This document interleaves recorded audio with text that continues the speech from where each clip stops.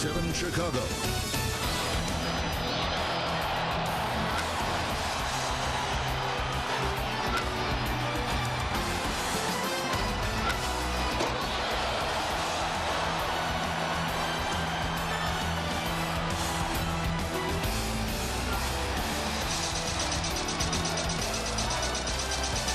This is Chicago Cubs baseball on ABC7.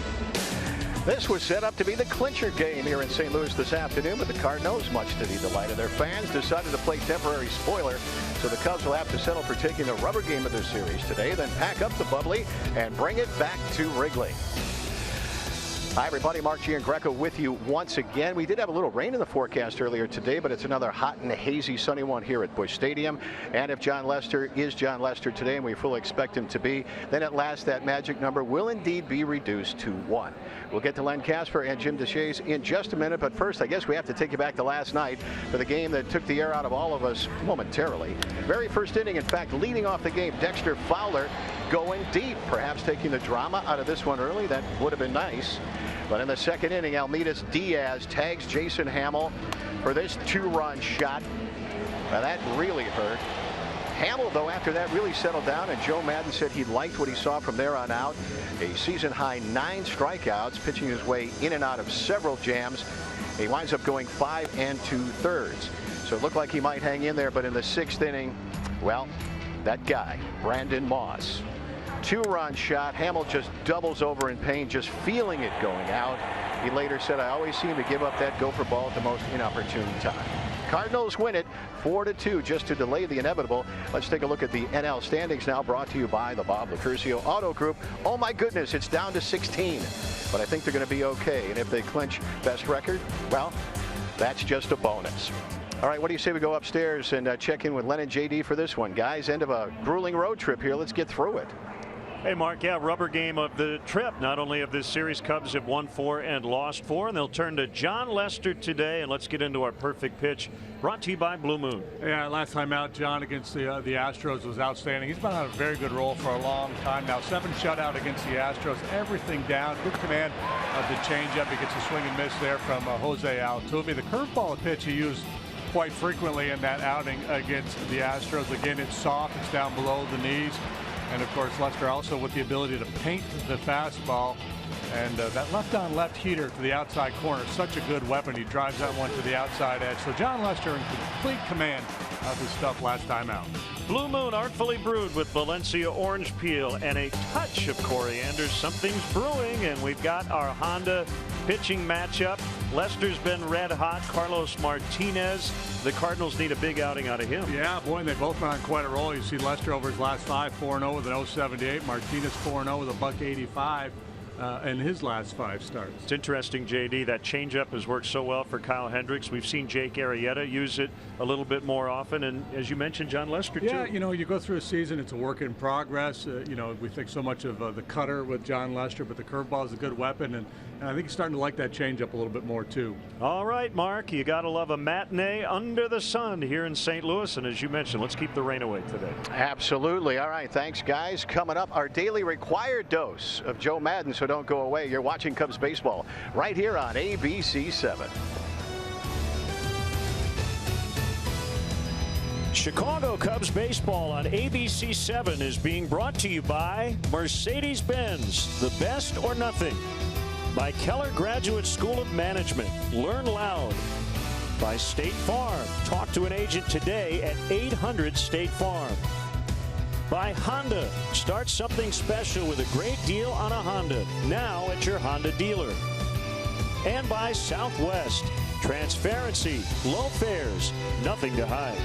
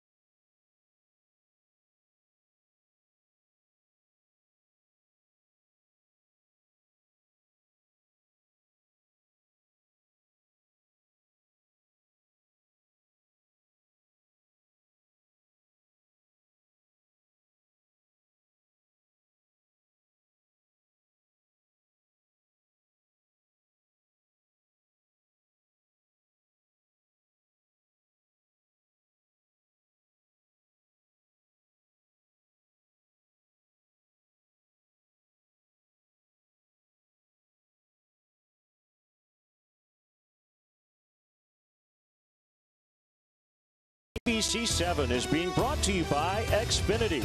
Xfinity X1 will change the way you experience TV. By your Chicago and Northwest Indiana Hyundai dealers. Visit buyhyundai.com. By Lakeside Bank, celebrating 50 years of financial strength. Lakeside Bank, it's about time. By new BP gasoline with Invigorate, our best fuel ever. And by the Bob LaCourcio Auto Group. You're going to like buying a car this way. Welcome back to Busch Stadium. How about a Cubs historic moment brought to you by State Farm? October 13th of last year, the Cubs beat these Cardinals to advance to the NLCS for the very first time since 2003. How sweet it was. Can't wait to experience that once again. How about if we get right to our Keller Graduate School of Management leaders of the game and manager Joe Madden. You know, when you go through a grinding stretch like this, you got to clear your head. You know how Joe does it. He watches an episode of The Office each and every night, of course. And then he capped it off today by watching the very first episode of The Munsters, which I guess gets you ready for game time. I don't know. But then Joe met the media and said he knew exactly why they lost that ball game last night. Yeah, I mean, John and Ski do a wonderful job with that. Our preparation, honestly, it can't be better. You're not going to win them all. Last night we came out of the zone a little bit against their pitcher. To me, and again, that's a fatigue factor. Whenever I see us getting uncharacteristic in regards to what we do normally well, it's fatigue. There's no question it's fatigue.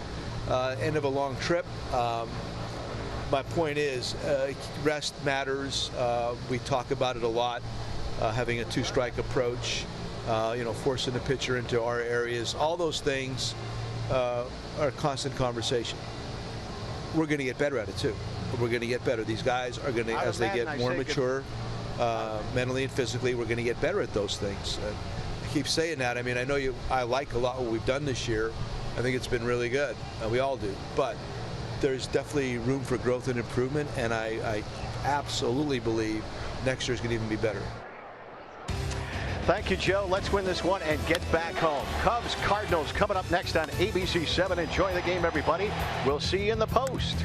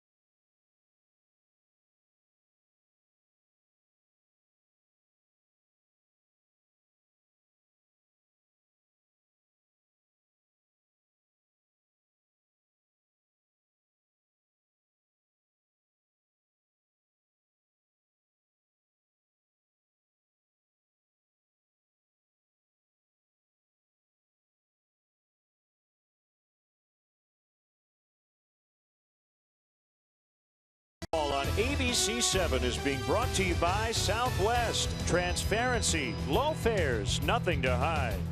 By Ford, inviting you to visit your local Ford store or buyfordnow.com. By Instant Care, the medical care you need, the settlement you deserve. By Presence Health, compassion is our mission.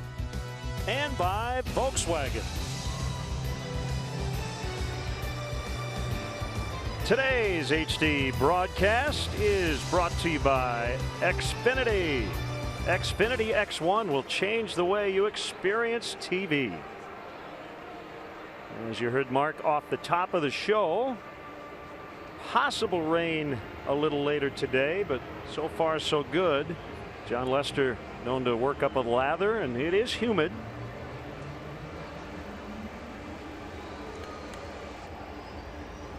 And today's save of the game is brought to you by Feldco. Save big with Feldco, and 2 windows for the price of 1. It was a strange outing for Alex Reyes in relief. JD walked 6 and 4 1/3, but he didn't give up a run, and he got the win. Yeah, he threw pretty much as many balls as he did strikes. So in some ways, when you evaluate him, you say, well, that wasn't really good. But in the final analysis, 4 1/3, 1 hit. He did not allow any runs. He picked up the win. He came in a big situation with the bases loaded in the 2nd inning and struck out Chris Bryant. So he really was a big part of it for the Cardinals last night. Let's check out JD's Mercedes-Benz keys. Jingle those keys. Lefties rise up. This Carlos Martinez cat that's pitching for the Cardinals, he has absolutely dominated right-handed hitters. A hit and run, it's hard to steal on him. He's quick to home. You got Molina behind the plate, but he's a ground ball guy, so maybe the hit and run will be in play here. And road work, that refers to the recent road work of Mr. John Lester. His last 3 road starts, 19 innings, 1 run allowed. Now the Cubs Southwest Airlines starting lineup. Dexter Fowler in the leadoff spot. Don't miss his at bat. He might hit a home run. Chris Bryant, Anthony Rizzo, Ben Zobrist playing second, and in the cleanup spot, Addison Russell's at short, Jason Hayward in right. Javier Baez playing third, David Ross batting 8th and catching for the lefty John Lester. Cardinals defensively brought to you by Comcast Business. Little different look here for St. Louis today. In the outfield, it's Moss, Grichuk, Piscotty. The infield has Jed Jerko getting the start at third base today. Diaz Wong up the middle. Matt Carpenter is the first sacker. Hind catcher is Yadier Molina.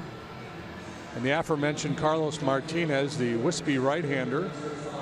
6 feet tall, $185. He'll be 25 later on this month, having a nice year, 14-7 with a 3.05, making his 28th start. Kerwin Danley gets the plate. Mark Ripperger, he is at first. Joe West, the crew chief, at second. Andy Fletcher. They call him Fletch. Hey, that's I think clever. I would. Ripperburger is probably Rip. Can you? Every time you say Mark Ripperburger, I think of Minnie Ripperton, and then I have that song stuck in my head where she hits the high note.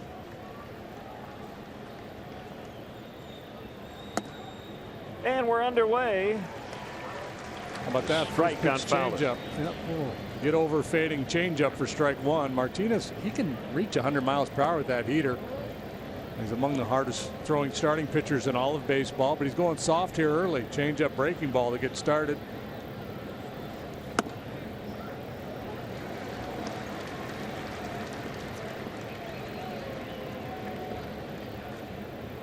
Pretty good run and sink on his 2-seam fastball. He's been willing to sacrifice velocity for movement of late.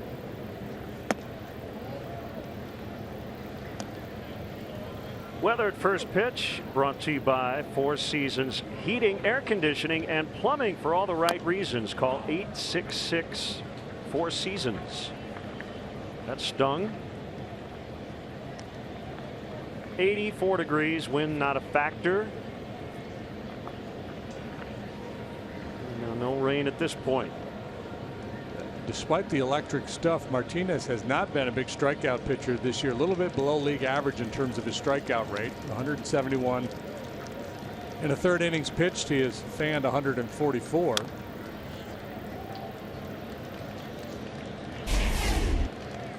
long been the philosophy here, the Cardinals, going back to the days of Dave Duncan as the pitching coach. Pitch to contact, keep the ball down at the bottom of the zone. See Dexter inflicting a little pain on himself, and then Martinez adds a little insult to injury. Fowler, who's been in such a great stretch here over the last week or so, strikes out to start the game, and now Chris Bryant. Elevated cheese. So you see the way Molina worked Fowler, starting soft stuff early, change up, slow breaking ball, and then mixing in the fastball and finally elevating at 96 to get him. Bottom of the zone strike. Bryant hitting just 167 on the road trip, but a couple of big hits, including a 2-run homer Friday in Houston in the Cubs 2-0 win.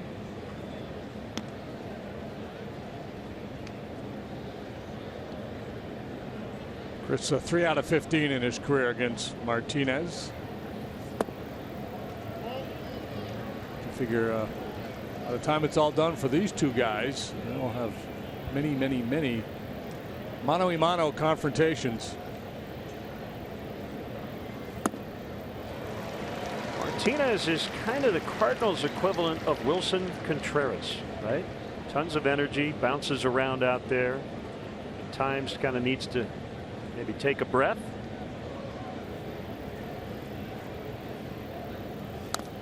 Yeah, I think the narrative on Martinez is really good. When you look at the total body of work, this kid is a very talented young pitcher.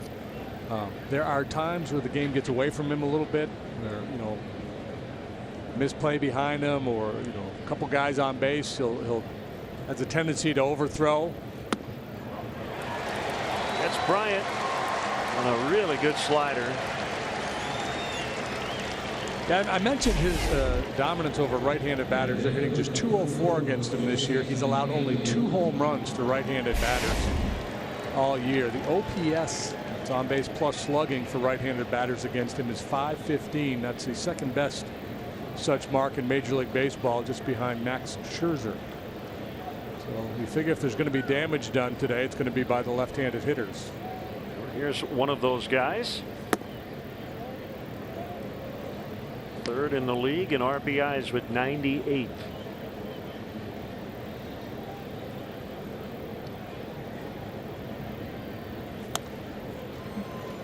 Good pass at that fastball. 1 ball, 1 strike. No rest for the veteran Molina. Day after day he's in the lineup. Day game after night game. It's crunch time for the Cardinals.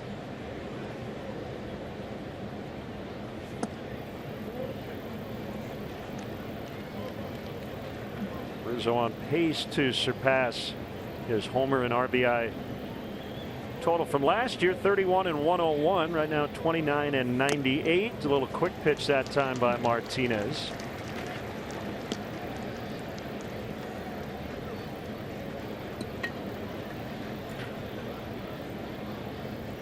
Rizzo looking to become the second left-handed Cub batter with multiple 30-homer, 100 RBI seasons. Billy Williams did it 3 times. Martinez strikes out the side to start the game.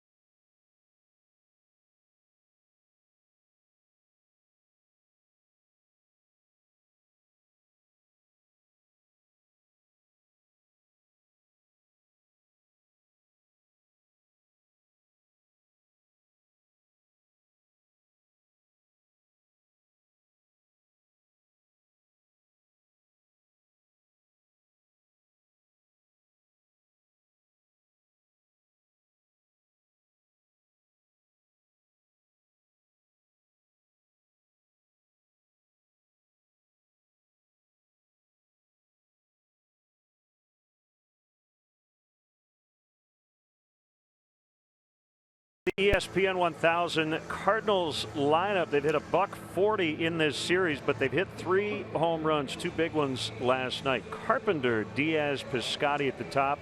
Brandon Moss, 5 home runs in 14 games against the Cubs, including the game winner last night. Molina, he's just back there every day. Jerko at third, Grichuk in center, Colton Wong, the second baseman, and Martinez batting .241, hitting ninth.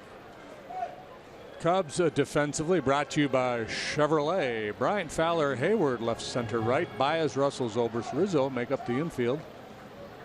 David Ross is the catcher. John Lester looking to tie teammate Jake Arrieta with 17 wins. That would put him atop the league leaderboard in W's. 16-4 with a 2.51. Ball 1 on Carpenter. Lester pitching on normal rest. Mike Montgomery will open the Brewers series tomorrow night. Fouled out of play. Lester overshadowed at times here these last couple of years by Jake Arrieta, and here lately by Kyle Hendricks, but it's been really impressive. He's got a 117 over his last 8 starts. Yes, he has a compelling case for the Cy Young Award as well. A whole lot of nothing for opposing hitters against Lester for a long time now. Zobrist gets Carpenter.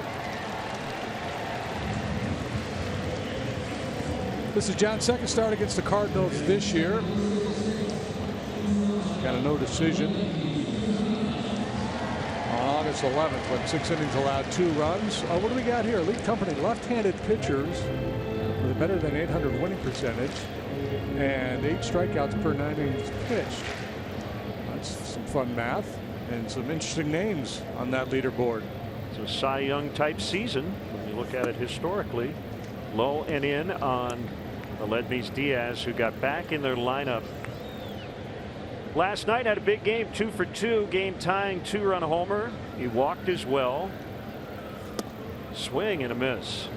Feeble hack at the 2-seam fastball. Here's my favorite John Lester factoid for this year. He leads the major leagues with 18 starts allowing 1 or fewer earned runs.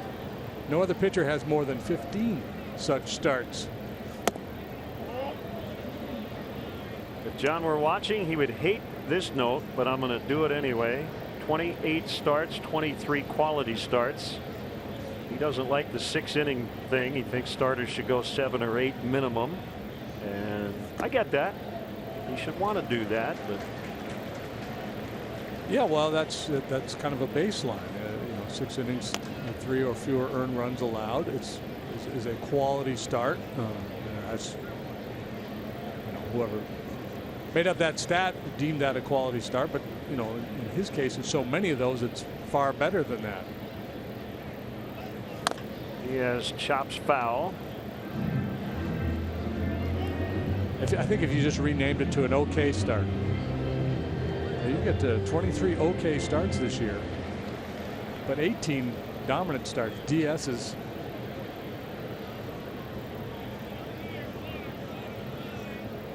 (3-2) and he walked him. He has a young hitter, but a mature hitter. Has a good eye. He has power. Walks a good bit. Doesn't strike out that much.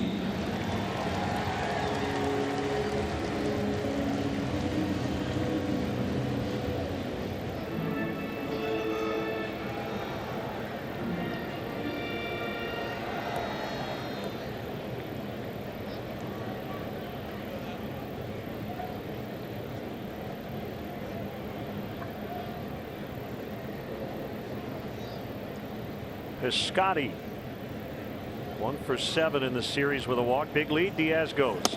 Here's a throw by Ross. Out at second. Just once, David. Put the invisible gun back in the holster. Just once before you retire.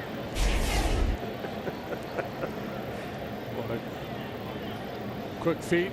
Snaps off that 1-hop throw. Diaz not a speedy guy, just trying to take advantage of Lester's reluctance to throw to first base, but It has not been a winning proposition for teams to try to run against John Lester this year.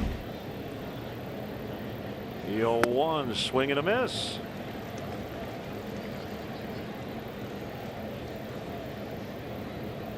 This guy's actually stealing bases, but he's picked several off first as well.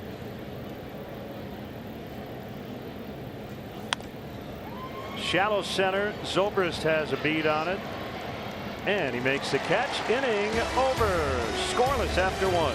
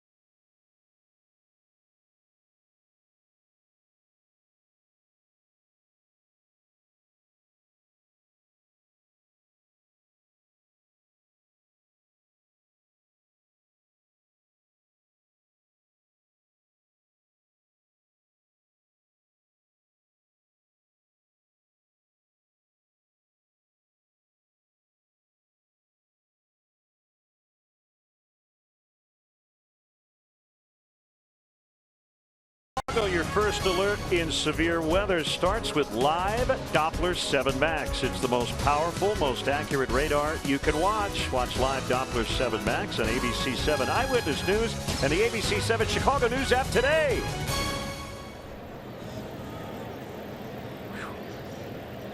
Had to rush it a bit at the end. I think the conductor got the band cranked up a little bit. They're playing a little faster than they normally do. They're trying to beat you to the finish line. Zobrist will lead it off. We showed you the numbers on David Ross handling base stealers. He's also picked off 5 guys to lead the majors. Wilson Contreras has 4. So they've combined to nail 9 guys from behind the plate. You know, it's been a tough year for Montero throwing out base stealers, but he's been better of late.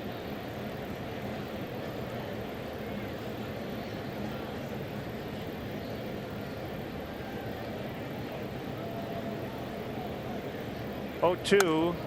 Zobrist swinging late and fouling on the ground past third.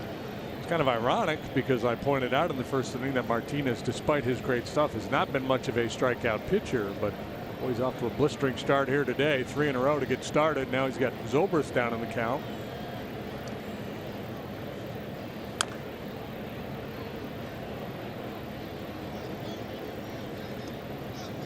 Ben, among the tougher guys in the league to strike out. He's had a good series. 2 hits, a double, a home run, 2 walks.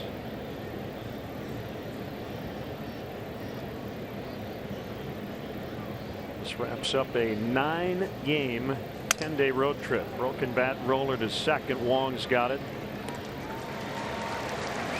Pretty nasty stuff early on from Martinez. Struck out the side in the first and just broke Zobrist's bat. Yeah, that's kind of like bullying.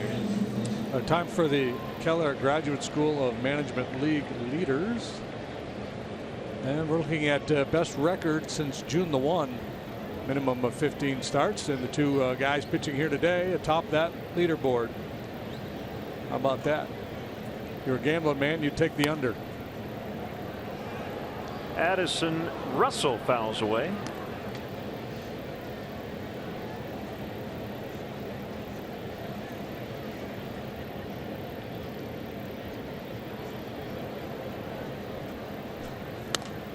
the end of the bat. He pops it up. Easy play for Colton Wong. And welcome those viewers watching on MLB Network this afternoon.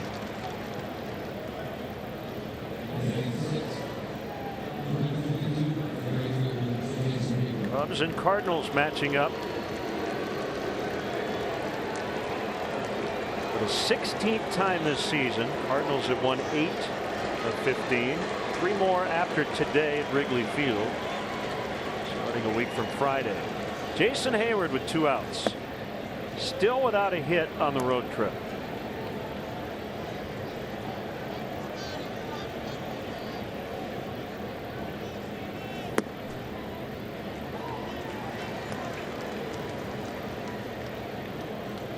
One and one.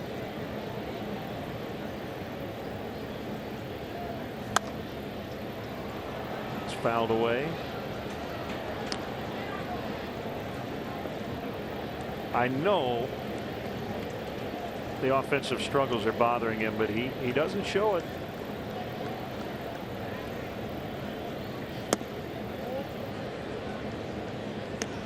Shows up for work every day. A good teammate. Just can't seem to get on any sort of good run here, and he takes a called third to end the second. 4 strikeouts early for Martinez.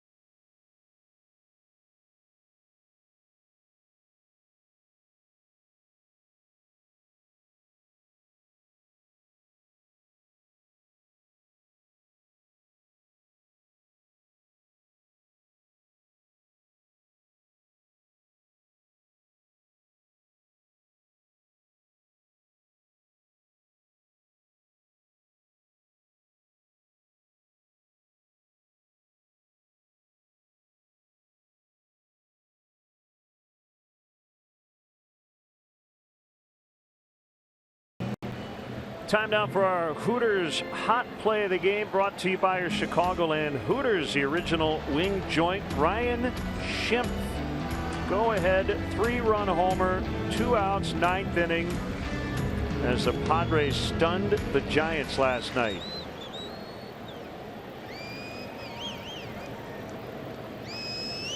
Brandon Moss leading off for the Cardinals. The Giants are 4 games behind the Dodgers in the West. And it is really tight in the wild card. Oh, baby. It's going to be fun to watch. Hit hard but foul. Giants still lead the way, but barely. A half a game ahead of the Mets and only 1 ahead of the Cardinals. And Mets blew a late lead last night in the 9th, but ultimately won that ball game in the 10th. Baez racing after it. No play. Cardinals head to San Francisco. They begin a 4-game series there tomorrow.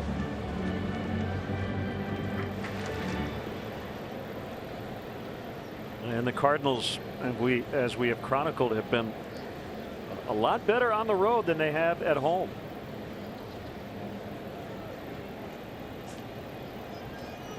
Seven under here, 15 over. Yeah, on the road. Explain. They've been so good over the years in this ballpark. It will be, in all likelihood, their first losing record here since 1999, and only the 4th time since '85.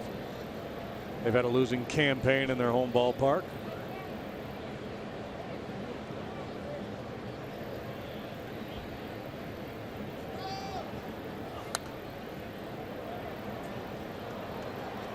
Cub fans, the best availability for tickets during the final homestand would be the Reds series of September 19th through the 21st. Don't miss your chance to catch a game at beautiful Wrigley Field. Visit Cubs.com to get your tickets today. Come on out, be part of the fun. We'll be celebrating a clincher here in fairly short order. Chop that magic number to 1 with a win today. Moss swings and misses on a curveball for strike 3. First strikeout for Lester. This copyrighted telecast is presented by authority of the Chicago Cubs and may not be reproduced or retransmitted in any form. And the accounts and descriptions of this game may not be disseminated without the express written consent of the Chicago Cubs. Nice hand for Yadier Molina.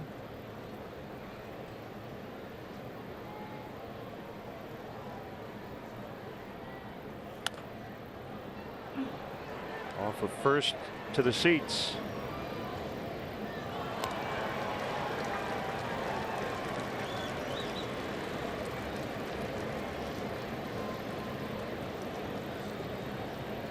Molina leads all catchers in innings caught, nearing 1,100 this season. 9 times he's caught 1,000 innings or more. He looks faster today with those white shoes on. There's a strike. Yeah, the backup. If you're the backup catcher for the Cardinals, it's like the Maytag repairman. You don't get a whole lot of work.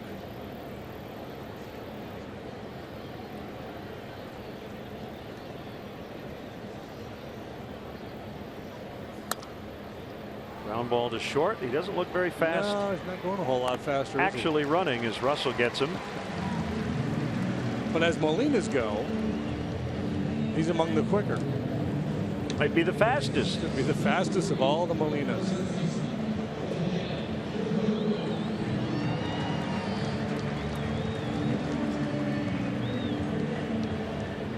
Even if when he came into the game, he ran well.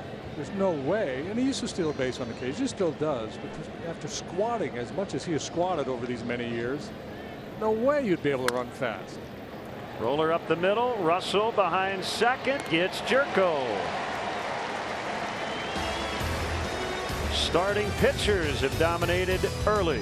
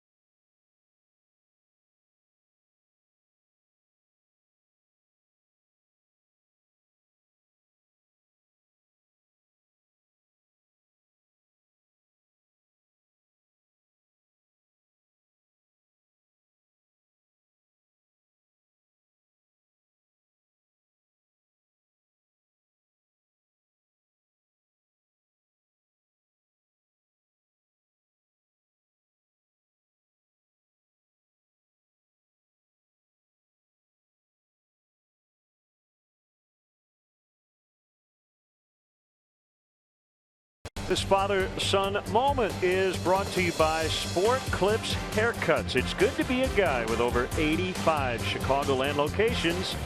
Find yours at sportclips.com. Scoreless tie, third inning. Doug and Dean are watching in Nashville, rooting on the Cubs. Country duo, Doug and Dean. Doug Stanton, our former colleague. He's not a country duo at all.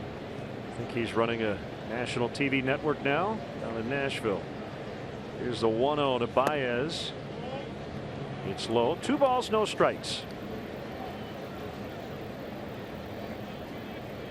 Oh, he's running a Nashville network. Okay, I heard national. That's into the left field corner, and Baez on his way to second. First hit of the game is a leadoff double. Well, Martinez didn't want to give in and throw a 2-0 fastball, but he threw a 2-0 slider right out over the heart of the plate, and Baez took full advantage of the favorable count.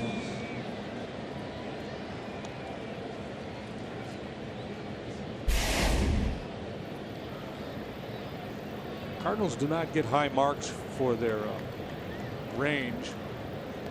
Not that play should have been made on that ball.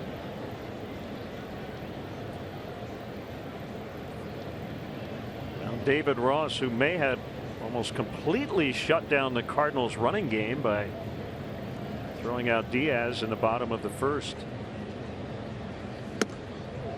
Anecdotally, it feels like it's that first attempt, right? And if you're easily successful, then you think you can continue to run. It's like any other criminal endeavor. You know, you're successful, you might be on your way to a life of crime. You get caught the first time. It's like, well, maybe not such a good idea. I wasn't cut out for this. Yeah. It's that old line. He had larceny in his heart, but lead in his legs, or something to that effect.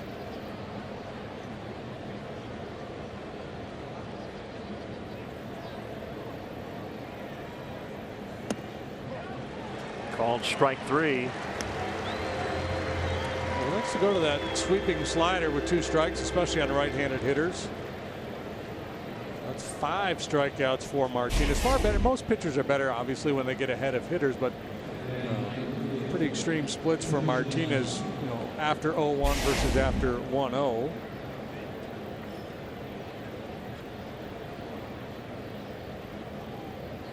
Comcast Xfinity pitch tracks. Good job, Comcast Xfinity. Ball 1 on Lester. After 0-1, opposing batters against Martinez, 177 average, 233 on base, 229 slug. So not a whole lot going on when he gets to jump on you. Conversely, when he starts 1-0, after that, 278, so 100 points better in batting average, 399, well over 100 points better of on base, and likewise with the slugging, 363 slug. They missed him down the stretch last year. Lined into center, and a base hit. Baez will score. John Lester gives the Cubs the lead.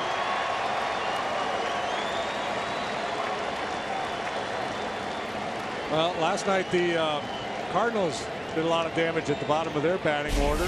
Diaz and Moss. Here it's Baez in the 7-hole, and now Lester, the pitcher, delivering. And with that first run for the Cubs, Chicagoland's own E-Click Lending will donate $100 to the Pat Tillman Foundation, supporting military veterans and their families.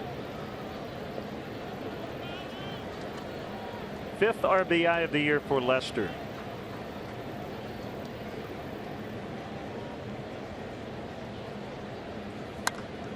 Fowler, soft liner the other way, caught by Moss.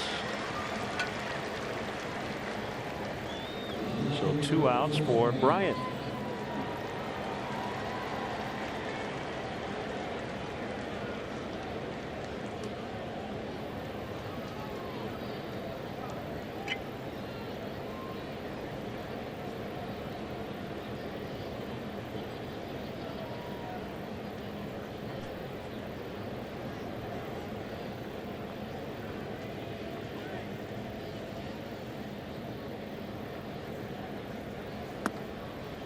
Sliders outside on Chris.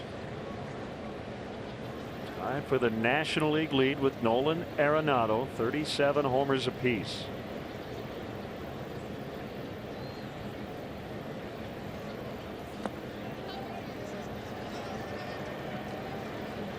Oh, here we go. Hitters count. See how aggressive Martinez is on 2-0. Threw Baez a slider in this count.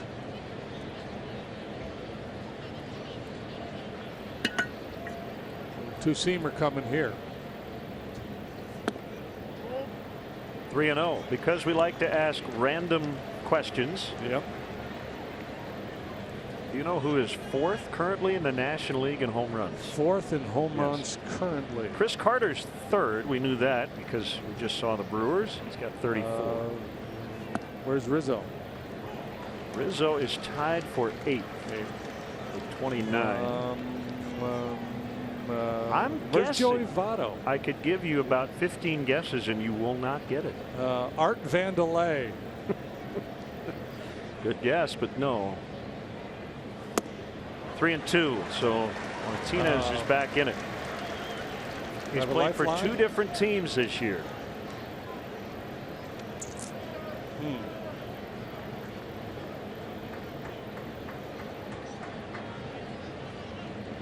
Jay the Bruce.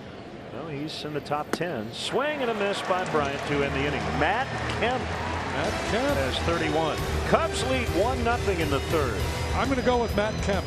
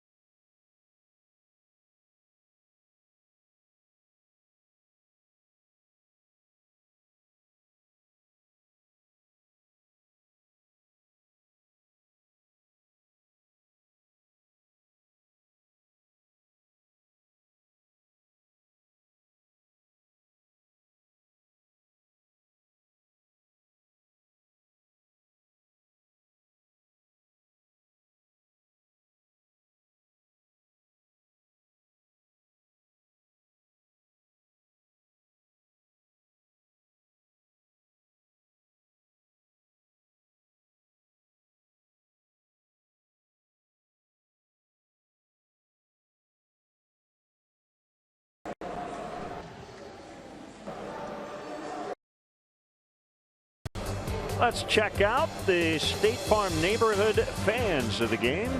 Carl Edwards Jr., very popular Cub. And a lot of Cubs blue here in St. Louis.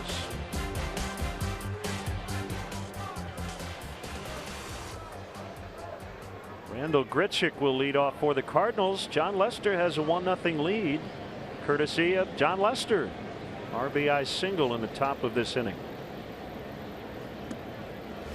69 miles an hour on that curveball. Yeah,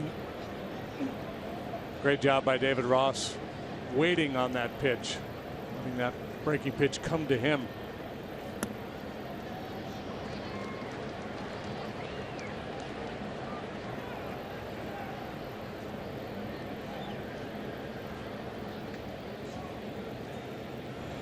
How about that? After the Cubs score, they don't give up much. Yeah. Well, they don't give up much, period. Their pitching has been so good all year long.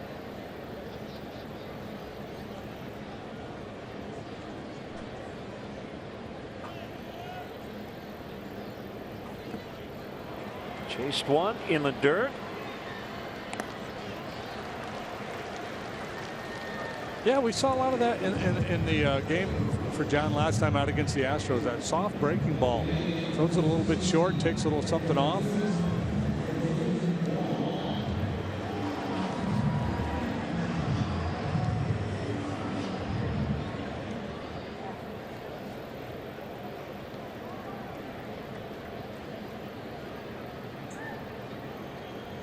Long batting 8th. Open stance. In the bunt. And Lester tags him. Nicely done. Wow. How about that play? Don't throw it when you don't have to, right? I mean, yeah, this is just a sweetheart, but the big guy really bouncing off the mound. That's a heck of a bunt, but a better play by John Lester. So he's pitching, he's driving in runs, and now he's making defensive plays. Play the game. Play the whole game, big fella. Wow.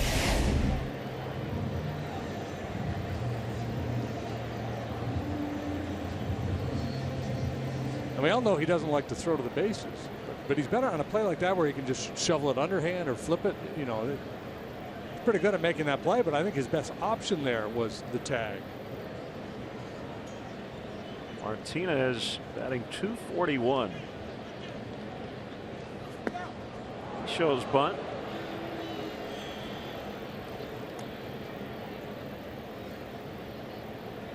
And yeah, his on-base percentage is lower than his batting average, because he has not walked and he has a sacrifice fly. Career .194 hitter. Right at the bottom of the knees, 1-1. That's a pitch Lester really has to get for strikes.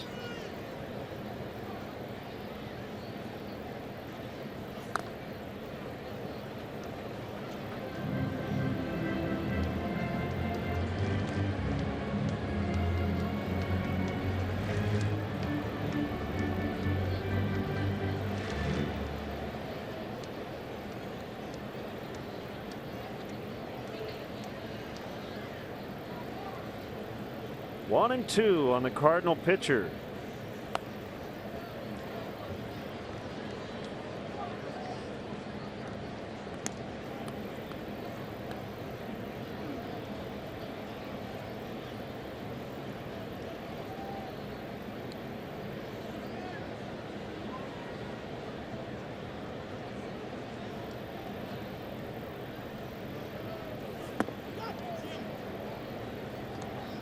Even 2-2. Carpenter on deck.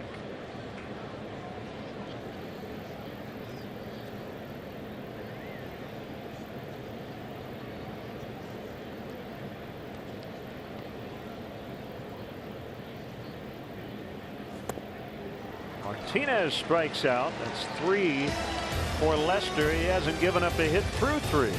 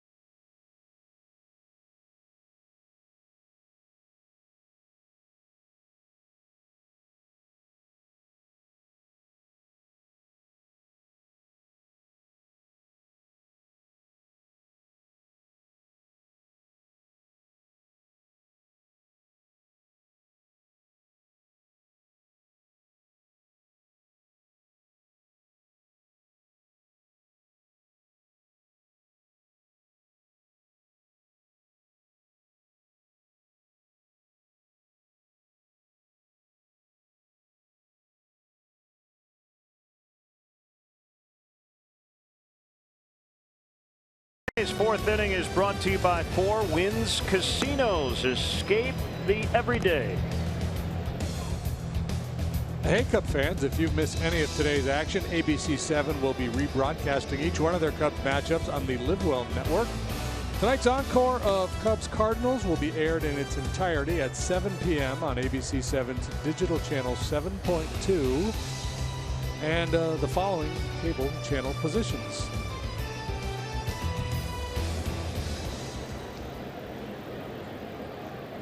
Cubs lead by a run. John Lester's RBI single in the third. They'll bat here in the fourth. Rizzo, Zobrist, and Russell.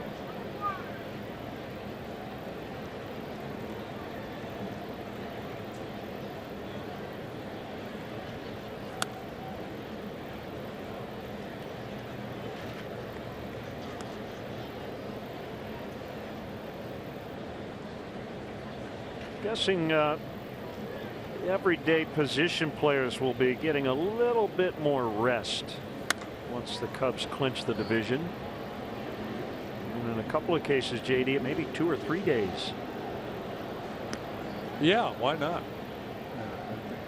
Joe's done a real nice job of that throughout the year, giving guys days off from time to time, and he'll have the luxury of doing that ahead of the postseason. The challenge for me is what do you do in those days between the end of the regular season and the beginning of the division series? The Cubs are going to be off for 4 full days. This is a game where you get used to the rhythms of playing every day, so curious to see how they handle that.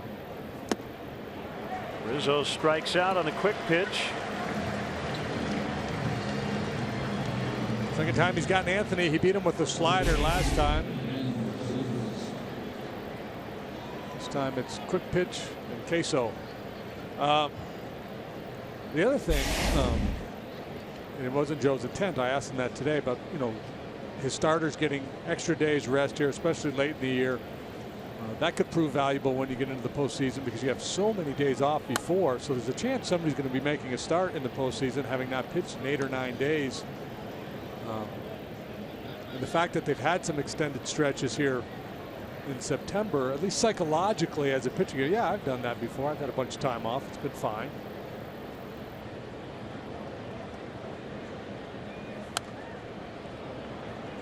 Two strikes to Zobrist. But I would think somewhere between the end of the regular season and that division series, you would want to have some competitive at-bats, some simulated games or whatever where the hitters are facing live pitching.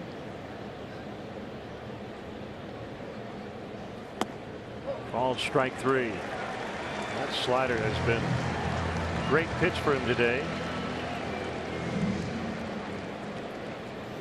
This Saturday, that would be the 17th. It's right around the corner. Cubs Brewers first pitch 3:05 in celebration of Tradesman Appreciation Day. Ideal Industries presents a Cubs stainless steel drink bottle to up to the first 10,000 early arriving fans. Cubs.com for tickets. Slider strike on Russell.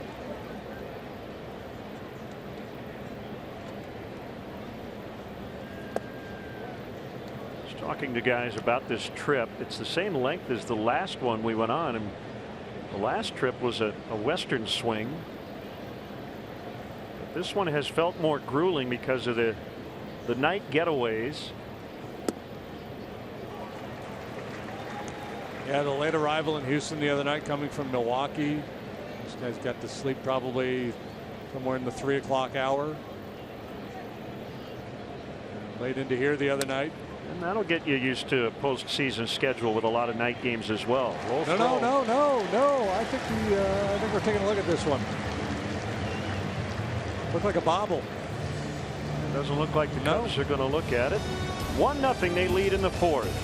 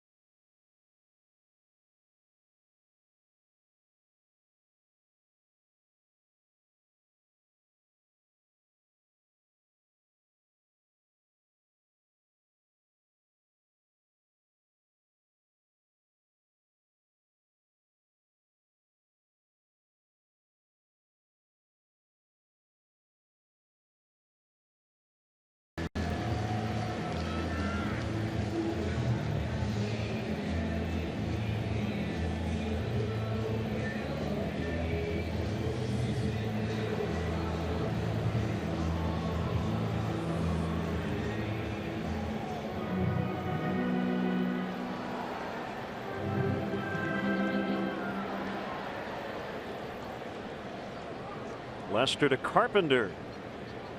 Cardinals batting here in the 4th. Ground ball to first, and Rizzo to Lester. Eagle-eyed to Shays. Thought he saw something. Well, I got a little excited there. There was a little bobble at the end of this play by Matt Carpenter, the first baseman. So I guess the question is, did he gain control of this ball before Russell got to the bag? You see, he reaches in to secure the baseball. It's rolling around in there a little bit, but I think he's okay. Probably the right call. Megatron said it was a catch. Let's go to Mike Ferreira. Get the definition of a catch. What'd you call him, Mike? Isn't that the Ferreira, right? Ferreira, yeah. Oh, okay. The guy, the NFL guy. Pereira? No, it's not Pereira, is it? It's Ferreira. Mel Kiper.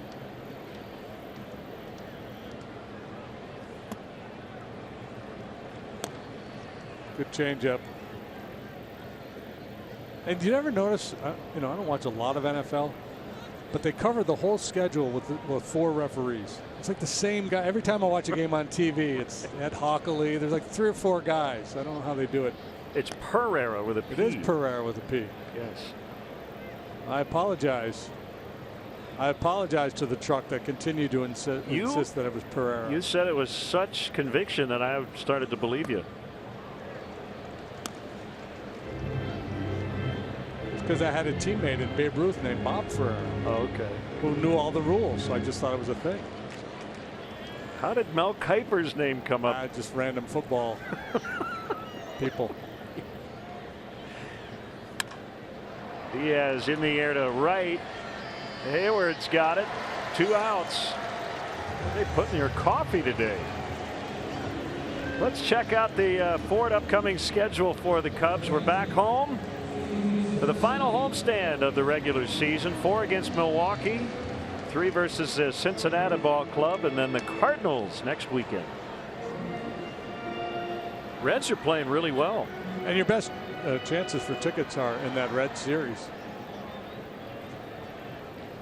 Reds have won 5 in a row.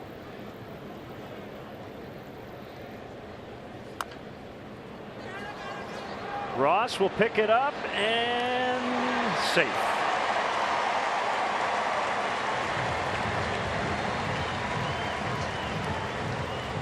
It'll be the Cardinals' first hit, I would imagine. Yeah, Scotty. and this is John's ball, but John, he doesn't want any part of this one. He's going to let David make play. I mean, it was kind of a tweener, not an easy play for either guy, but Ross certainly has a better chance of making the play than John would. So that's their first hit.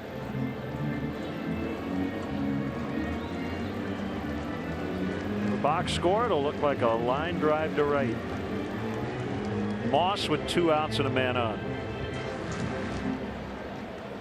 Moss did not play in game 1 of the series. He had been 1 out of his last 41. Back in there last night, and the rest paid off. Single walk, 2-run homer for the slugger.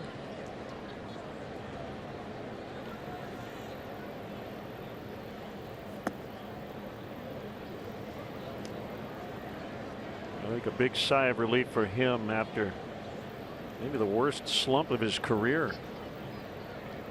He had been 1 for his previous 41 going into last night.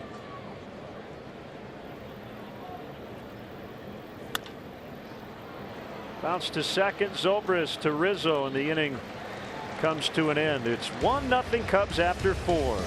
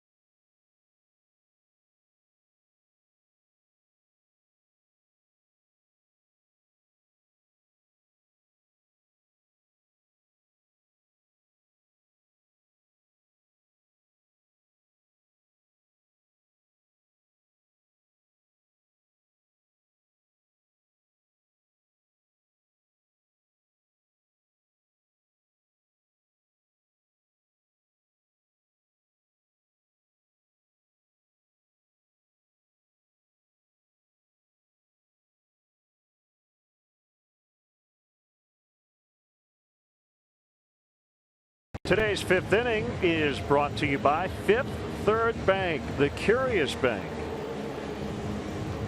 Tuesday, September 20th, Cubs Reds, first pitch 7:05, and up to the first 10,000 early arriving fans will receive a Cubs athletic shirt presented by Xfinity. For more information and to purchase tickets, visit Cubs.com. That's a handsome shirt.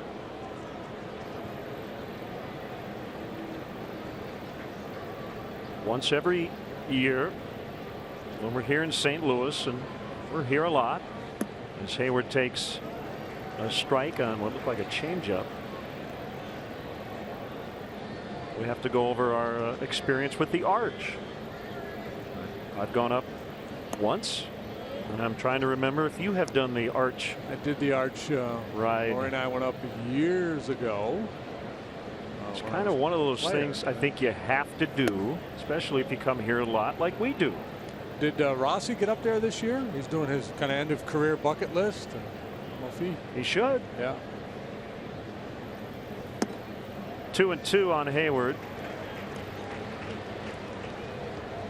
I actually like the little museum down at the bottom better.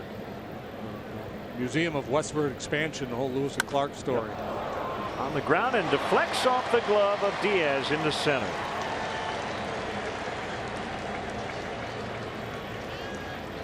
So that breaks the drought. Solid single for Hayward.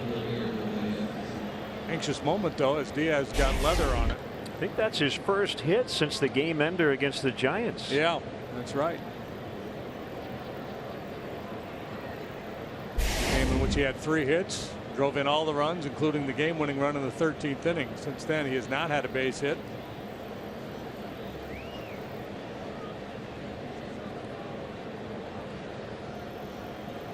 Baez leadoff double and a run in the third.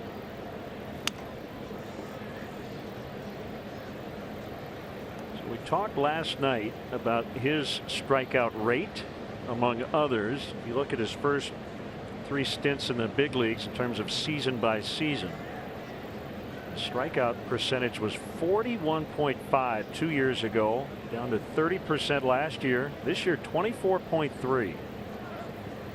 So he is trending in the right direction. Interestingly enough, JD, his walk rate has gone down as well. Yeah, because he's you know, I think what happens is maybe putting the ball in play a little bit earlier, not seeing quite as many pitches for fear of getting into 2-strike situations. So the strikeouts are down, but you know, that would be the next thing you'd like to see, more walks. Broken bat pop up, and the bat ended up in the stands. I hope everybody's okay behind the Cub dugout. And interesting as Wong tracked that ball, it looked like he was thinking about maybe letting it drop.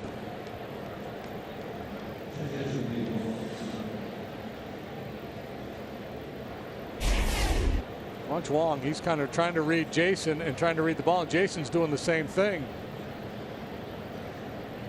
Well, the better read is Baez, right? Because he barely got out of the box after breaking his bat. He probably could have let it drop, and they would have turned 2.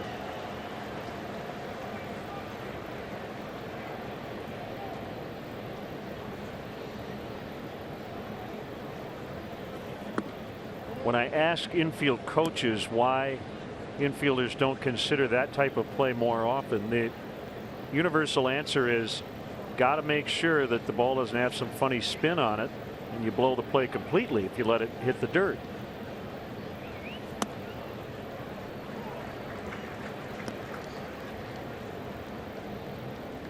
But yeah, it is that next level thinking.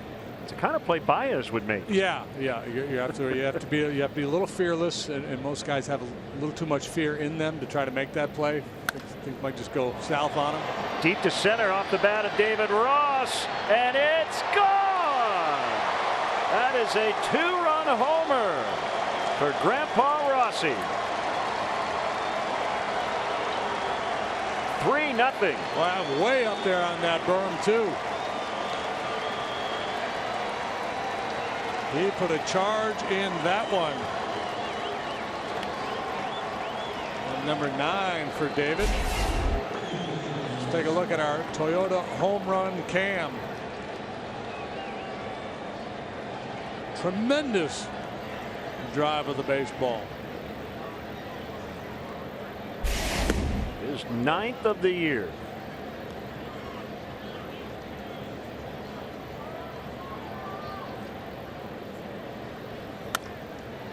Lester gets a hold of another one. This time Moss runs it down.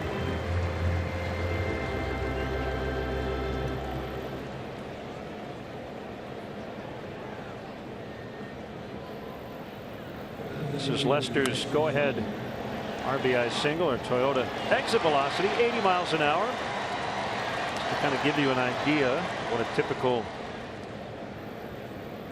soft liner would look like. David Ross with his home run, 101 miles an hour off the bat. 429 feet. Yeah. Wow. Got into that one.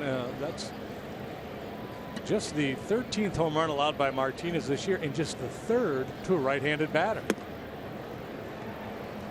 Well, he's got a little anger, got a little adrenaline pumping up there at 98 now. Well, in your daily man of the match standings today, I think David Ross is pushing his battery mate pretty hard there early on. With the home run and the caught stealing. Another soft line drive will land in front of Piscotty out in right center.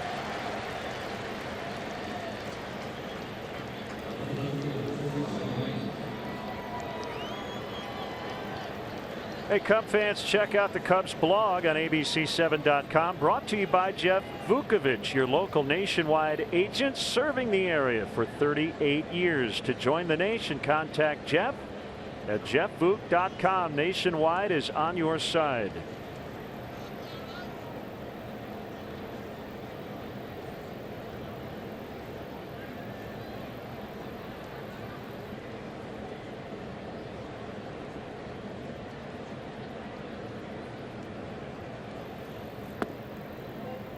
'98. Yeah, he's a bit frustrated, I think.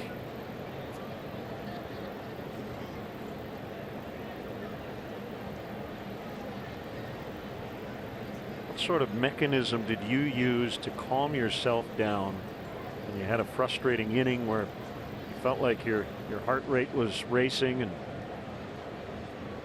just were a little aggravated by circumstances? Yeah, you just try to channel it. The one thing you just got to compete. I think some guys, when they get frustrated, they just start heaving the ball towards home plate, and that's not really being a competitor. That's just being frustrated. So you have to remind yourself to make pitches. Bryant with a towering fly ball deep left center. Moss battling the sun, and he's got it on the warning track. Bryant just got under one. David Ross got all of his shot to center. 2-run homer. It's 3-0.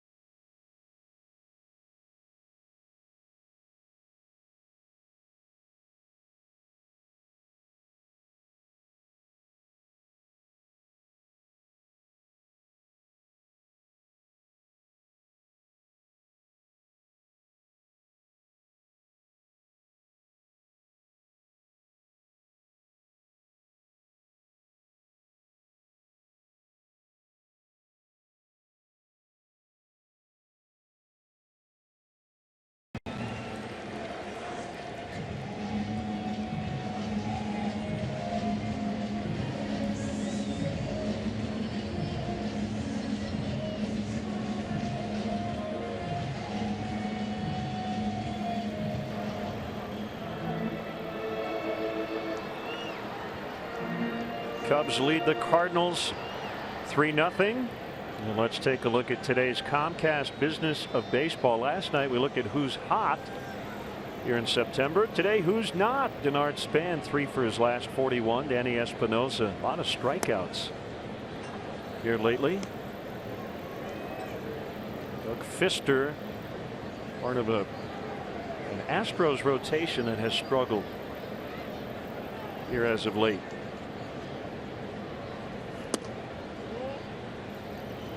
One hit for the Cardinals. That was an infield dribbler between home plate and the mound.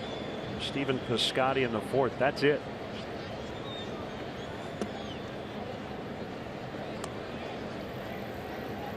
Two and one on Molina. Jerko and Grichuk also due.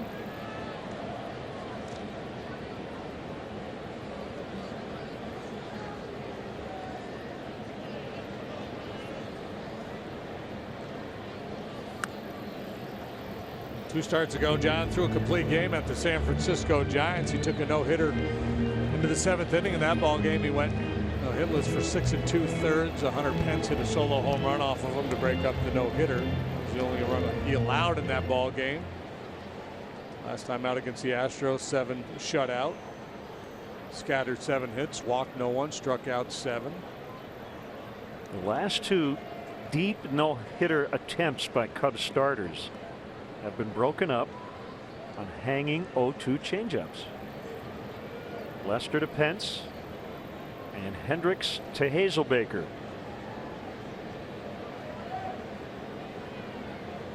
It's a pretty good day when you can point to one mistake. That's it.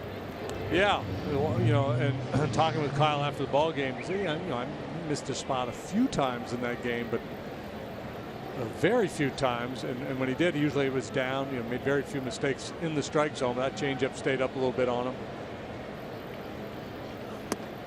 The other thing to note for Hendricks in particular, on occasion he will throw a high changeup on purpose, just to keep the hitter a little bit off balance in terms of looking for a particular spot for that changeup. Fowler on the move. And he's got it. Bell tie grab to get Molina.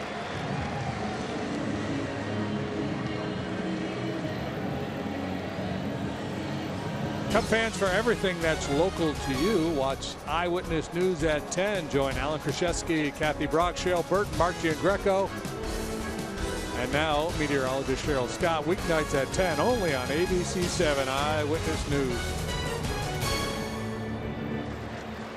Stay cool. Hydrate.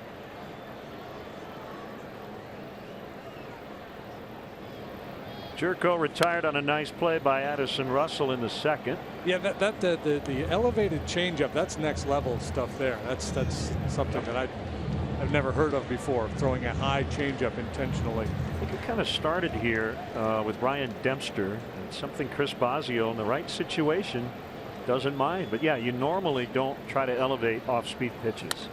Ground ball and corralled by Lester. He'll underhand to Rizzo. Second, a very nice defensive play by John today. Made the play on the bunt attempt by Wong, the grab and tag, and now good quick glove work here. I thought he caught this one on the line. Clearly he did not, so the play had to be made to first. His preferred method is the run and flip. I don't know why he didn't leave it in the glove and throw the whole glove over there like he's done on a couple of occasions, right? Yeah, it's good for one of those a year.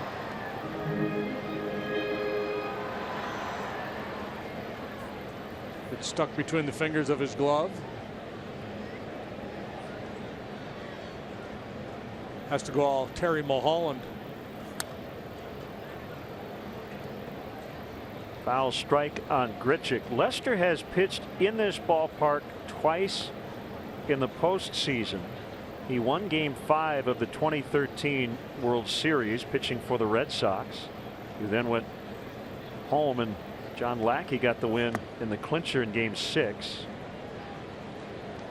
Lester suffered a 4-0 loss in Game 1 of the division series last year here. He went into the 8th inning, gave up 3 runs, struck out 9.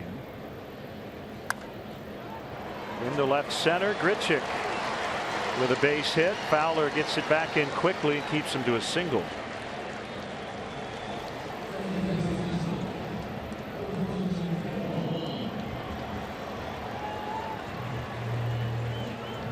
Hey, Cub fans, let's go. Here's your chance to register for the opportunity to purchase 2016 postseason tickets for potential games at Wrigley Field. Go to Cubs.com/postseason to register and learn more about this postseason ticket purchase opportunity. The Cubs will conduct random drawings from among eligible fans who successfully complete the registration form.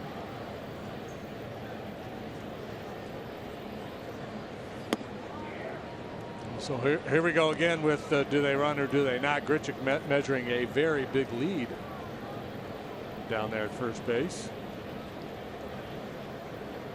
Johnny Peralta's on deck. He would bat for the pitcher Martinez. There he goes. Grichuk running, and he's going to be out. Russell with the tag. Ross fires another strike to second, and the Cardinals are 0 for 2 today.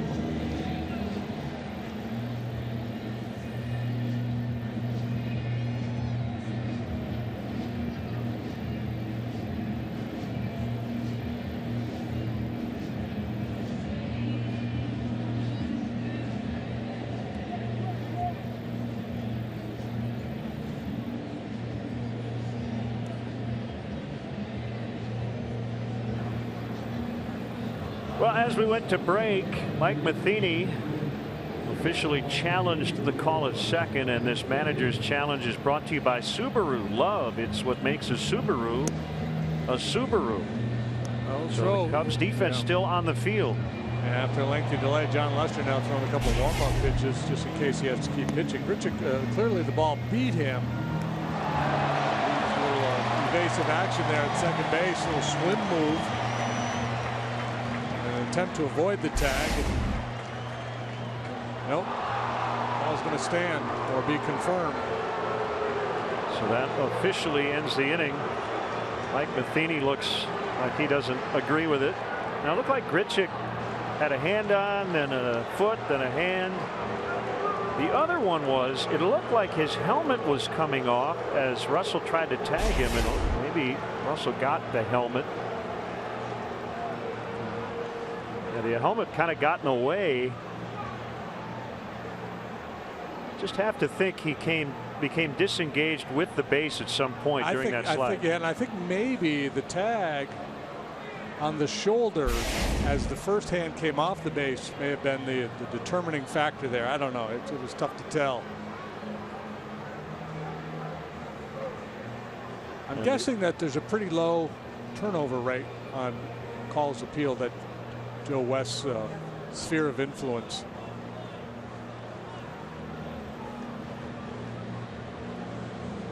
Time now for the Dunkin' Donuts Fun Can.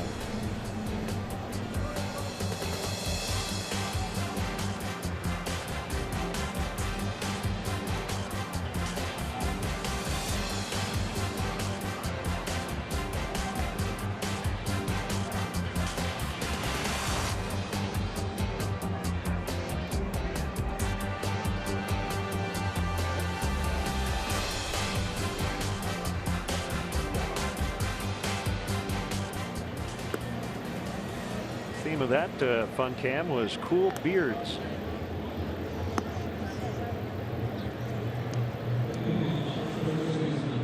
Hey fans, when you think mortgage in Chicago, think eClick Lending. Whether looking to purchase or refi, never pay lender fees at eClick Lending. With rates currently hovering at all-time lows, now is the time. Head to eclicklending.com and lock in your low rate today. eClick Lending, point, click, save.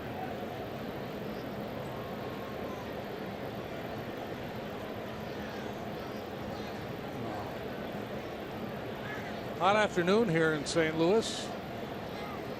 Summer doesn't want to drift away yet. Foul strike on Rizzo.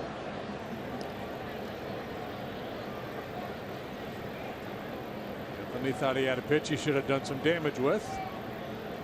Struck out twice so far today. And boom, just like that, down in the count, no balls, 2 strikes. Slider first time, swing and miss, and got beat with a fastball last time.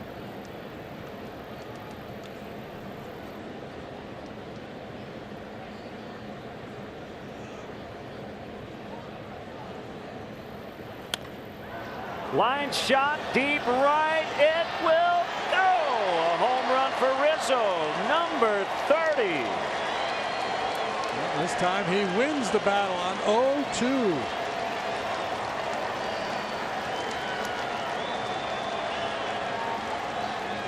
RBI number 99 for the All-Star. That had to feel good after striking out twice, being down in the count 0-2. It's a breaking ball. It's up about belly button high. And there's your Toyota home run replay. Big Riz, for the 30th time, trots around the bases. Got out in a hurry.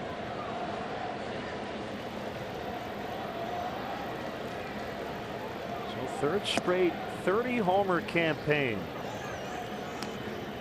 And again, you see 98 post homer for Martinez. Yeah, he's just he's a proven commodity, isn't he? Anthony Rizzo, a manager's dream. The guy you stick in the middle of the batting order, you run him out there at first base each and every day, you know what you're going to get. It's a high level of performance, both in the batter's box and in the field. 32 homers 2014, 31 last year. Currently has 30 this season.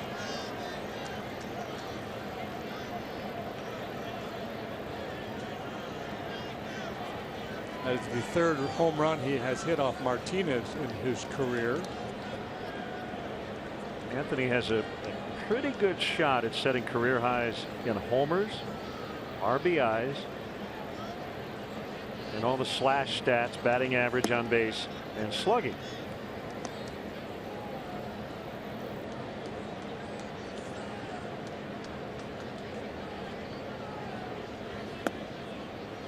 On the outside corner.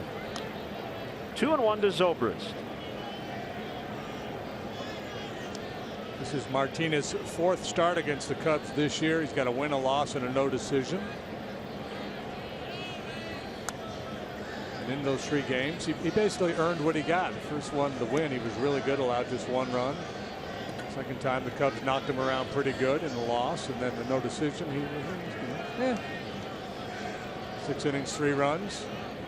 Guessing this will be his last inning. This spot due up. Zobrist into center. If he gets through this inning. Yeah, it might be his last batter. Mike Matheny made a quick move to the bullpen last night, and it really paid off for him. Jaime Garcia struggled early. Dexter Fowler let off the ball game with a home run. He also allowed a run in the 2nd inning. Had the bases loaded with 2 outs when Matheny pulled the plug on him and went to that man there, Reyes, who came in and went 4 1/3 scoreless to pick up the win. And there's some talk around St. Louis today that maybe Reyes would move into Garcia's spot in the rotation.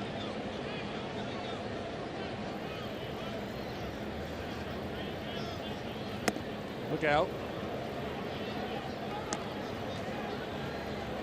That looked fairly innocuous, but that is scary, right? In on the hands of Oh, yeah. One of your core players at 95 miles an hour. A lot of bad things can happen there.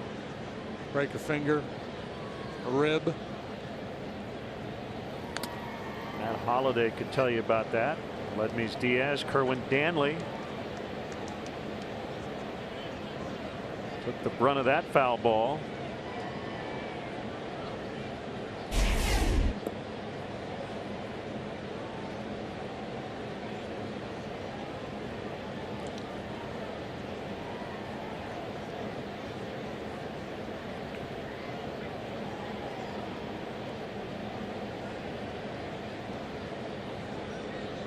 Bad for Kerwin, man. He takes a lot of foul balls, it seems, off the mask. Over the years, he's taken his fair share of hits back there.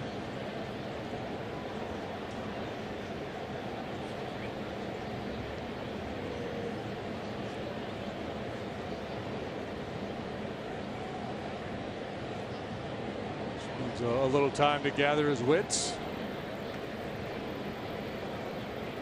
Hey, do you know what today is the anniversary of? Tell me. This is the anniversary of the infamous fight between Evers and Tinker. The great double play combination of the Cubs back in the day. What year? Tinker to Evers to Chance. 1905, Joe Tinker and Johnny Evers got in a fight at an exhibition game in Washington, Indiana. Because Johnny Evers jumped in a cab and went to the ballpark and left his teammates back at the hotel. That did not sit well with Tinker, and they got into a fist fight on the field, and then apparently never spoke to each other, at least for years after that, would not speak to each other. Fly ball the other way. The Scotty now in. It's like a slight breeze, but maybe a little windier down there than looks from up here. Those guys immortalized in the poem Baseball's Sad Lexicon. Tinker to Evers to Chance, pricking the gonfalon balloon of the Giants. Right, we always thought it was Evers, but Evers. Pretty sure, yeah, the pronunciation is Evers. Hayward 1 for 2. So Kerwin Danley earlier this season got hit in the mask by a 98-mile-an-hour fastball directly from Jose Fernandez. JT Realmuto missed it completely.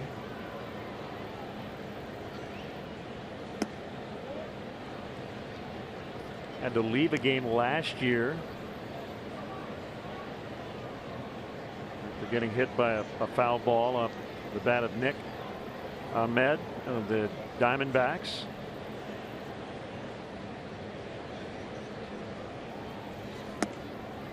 Yeah, you know, they've done all those concussion studies, brain studies of former NFL players, longtime major league umpires. You know, when they get out, I'd be curious to know. Yeah.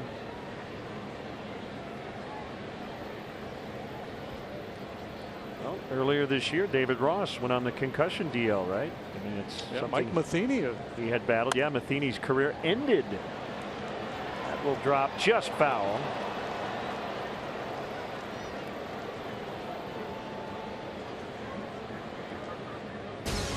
Cub fans wake up with eyewitness news in the morning as Tanya Babich joins Terrell Brown, Roz Varon, and Tracy Butler for Chicago's most complete coverage only on ABC 7 Eyewitness News.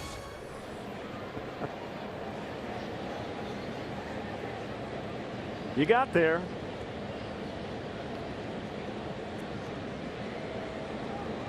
Yeah, Mike Matheny, right at the end of his playing career, he had a long stretch over a year where he really doesn't remember.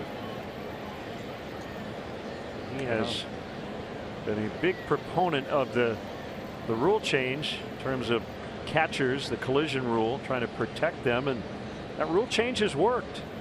Not everybody likes it. Lined into left. Hayward's got 2 hits today.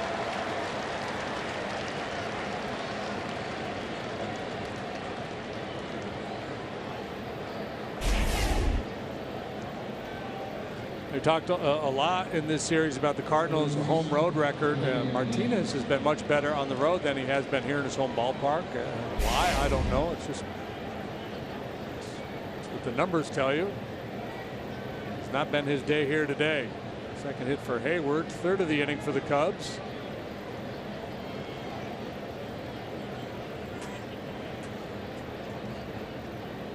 First and second. With one out, and Baez swings and misses.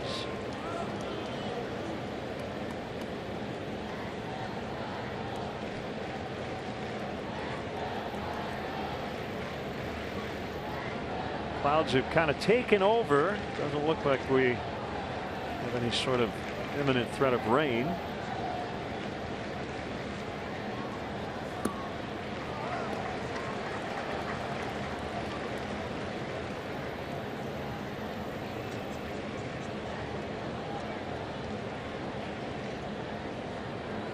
Martinez hails from Puerto Plata in the Dominican Republic. Shortstop growing up before switching to the mound. Called strike three. We're backwards in that sequence. A couple of sliders and he got him on the fastball. Now he's hitting himself in the side of the head. The most popular way to follow the Cubs postseason push is with MLB.com at Bat, the #1 app for live baseball. Enjoy game day, live game video highlights, StatCast news, and more. Get MLB.com at Bat on your favorite devices now.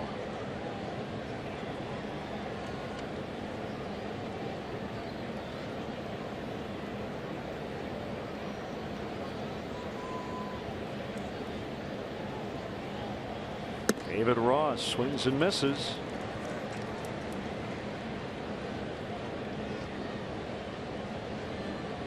Talks so much about his defense. He's had a really nice comeback here at the plate.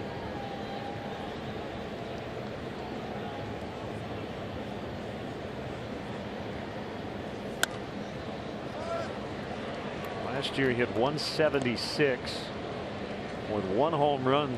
He's got 9 homers already this season and outpacing his career OPS by a fair amount.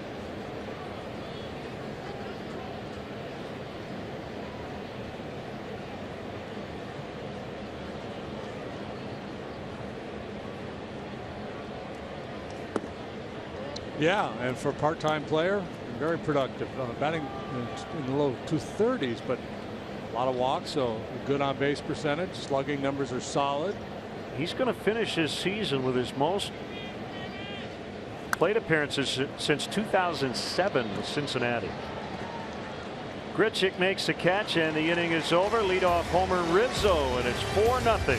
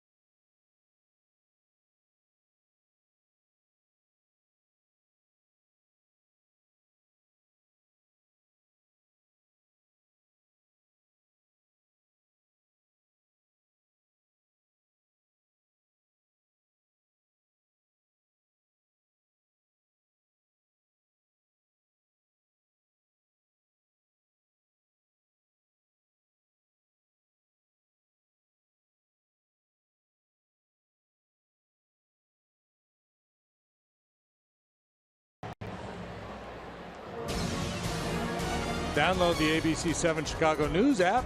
You'll get breaking news, local headlines, plus live Doppler 7 Max, Chicago's most accurate radar in severe weather.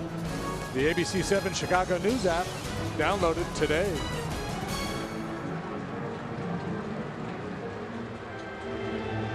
John Lester with a 4-0 lead.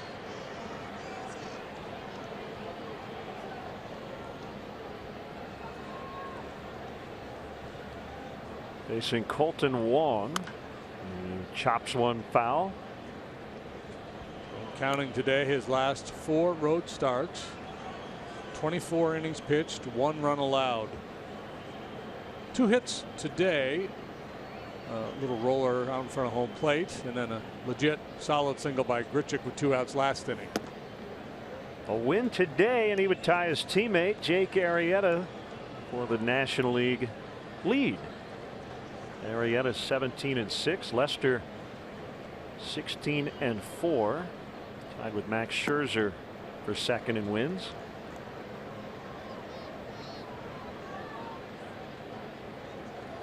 John with an ERA plus of 160, so that's a stat that measures a player's earned run average versus the league, adjusting for his home ballpark. 160 ERA plus, the best mark of his career if he were to maintain it.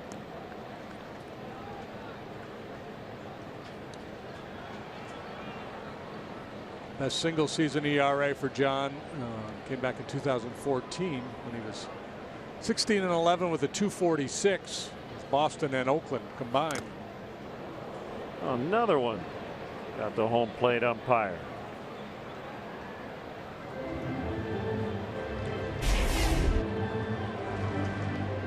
I got both Ross and Danlin.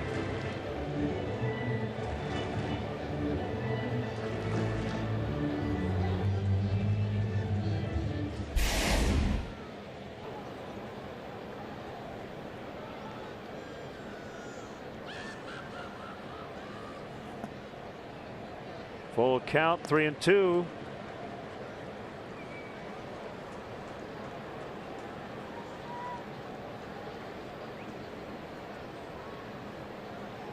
Johnny Peralta on deck for Martinez. Swing and a miss, strike 3.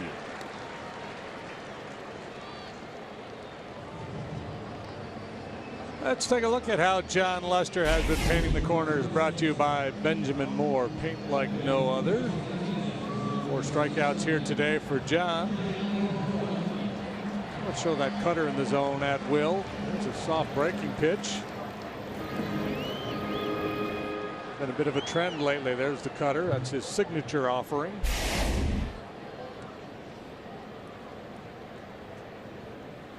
The pinch hitter Peralta. Way outside for ball 1. Yeah, if his repertoire was a menu in a restaurant, there'd be a little star next to his cutter. That would be it's the chef's favorite. He's by no means a one-trick pony. This Cardinal offense has some thump, but if you are announced as a pinch hitter, you become MVP-like. Collectively, they've hit 15 home runs in the pinch. That is an all-time record. And their slash line, JD, pinch hitting as a team, 325, 395, 612 for a 1,007 OPS.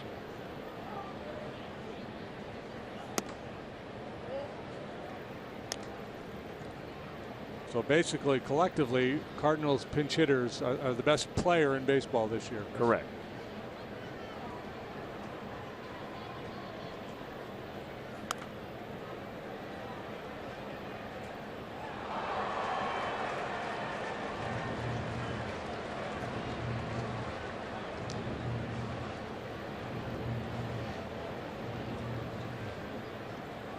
The batting average for all pinch hitters in Major League Baseball this year is .209. Wow. 325.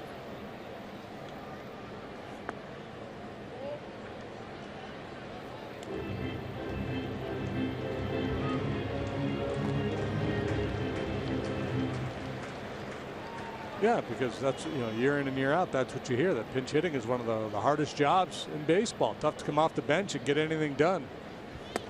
Swing and a miss. Strike 3. That's back-to-back Ks for Lester.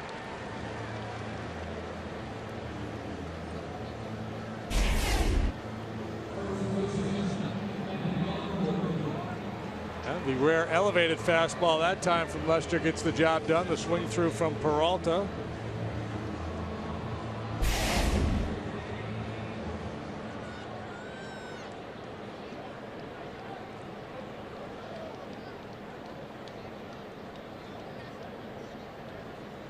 John's relative humidity is pretty high right now.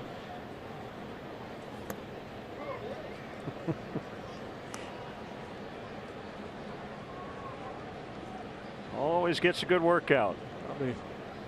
Probably working on his third undershirt of the day.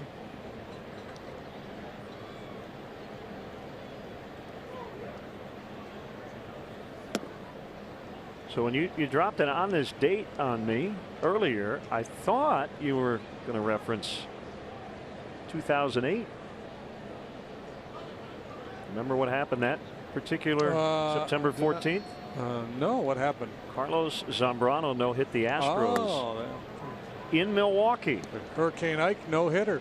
First ever neutral site no hitter, and you had mismatched what, socks or shoes? Shoes. Different shoes. Yeah. Because when you went into your closet, there's no electricity, power, right? No power, so you just had to kind of guess.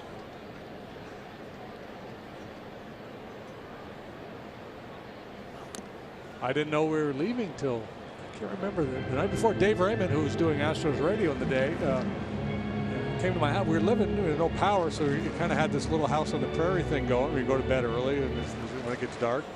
And I hear this, JD, JD. He's yelling through the window in front of my house. I said, what's going on? He said, we're going to Milwaukee to play the Cubs in the morning. Oh, come on. Are we really? He goes, yeah. Kind of scrambled to throw some things together, put on my shoes, and off to the airport we went. I believe the Astros had one hit in those 2 games in Milwaukee, and it was Mark Loretta breaking up a Ted Lilly no-hit bid in maybe the 7th.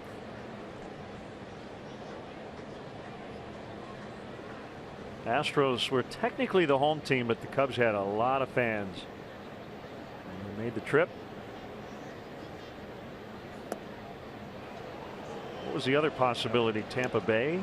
Yeah, I don't know. I don't remember. Rumored? I know Drayton McClain was very upset that the game ended up being played in Milwaukee. He wanted to wait and try to play the games in Houston.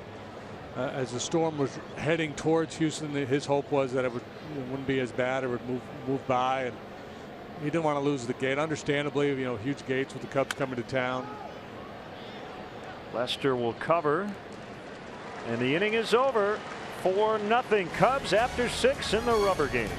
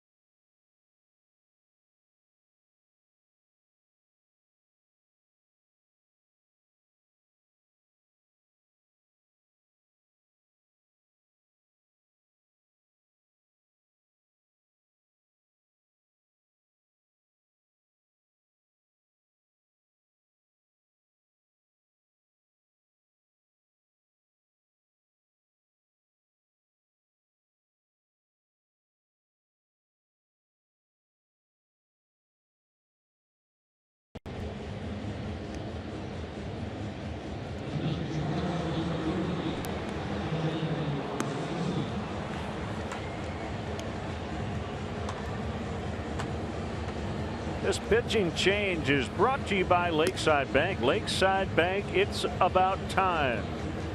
Big Jonathan Broxton takes over here in the 7th.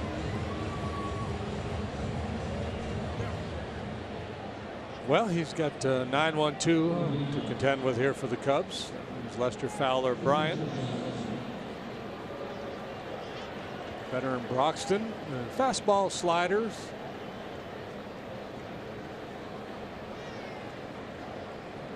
Part of a 1, 2, 3, 4, 5, 6, 7, about 10 right-handed relievers out there in the Cardinal bullpen. Michael Wacha has been added to the Cardinal bullpen. Just came off the DL today. Right shoulder inflammation. So was out for 32 games.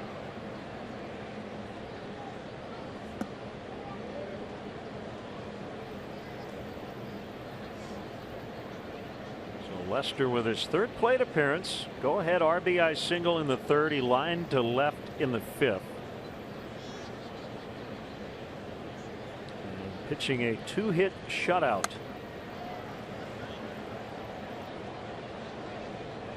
Carlos Martinez, 6 innings, 8 hits, 4 runs, all earned. He didn't walk anybody. He struck out 9. Allowed 2 home runs. 99 pitches, 72 strikes. Some of those strikes, just catching too much of the strike zone. That was the one thing in his. He threw strikes. He had good stuff, but you didn't get the sense that the fastball command was really that sharp much of the afternoon. You don't recall him just banging away at the bottom of the zone at the outside corner. It was more like, here it is, hit it if you can. Ground ball back to Broxton.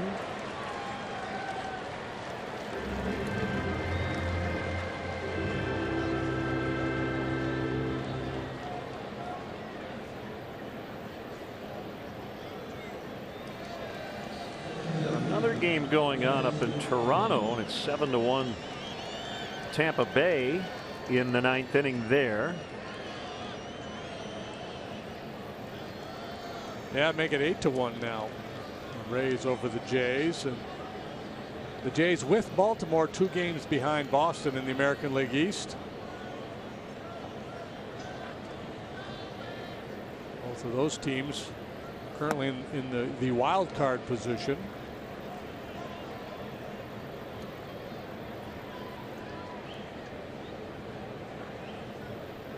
Porcello will pitch for the Red Sox, looking for his 21st win.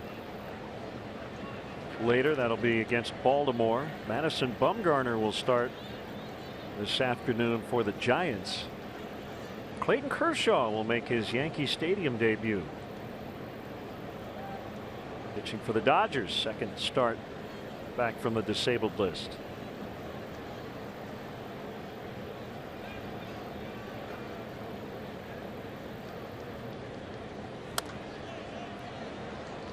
Fowler fouls.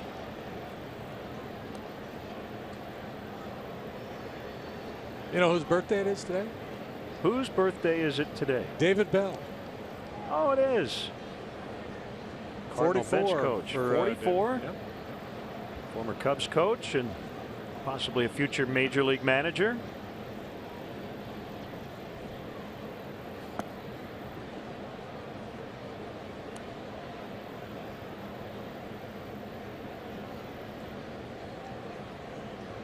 David comes from a great baseball family.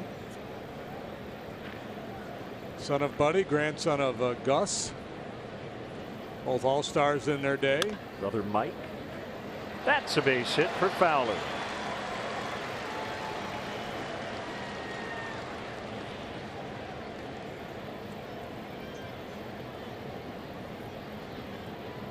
The Bells, the Boones. What other 3-generation families are there? The Hairstons. Hairstons, right? yeah. The Colemans. Joe, and Casey. 3 generations of major league pitchers.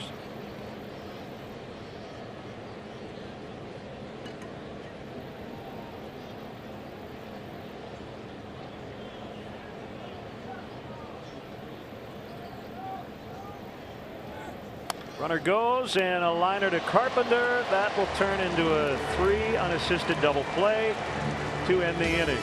4-0 Cubs in the 7th.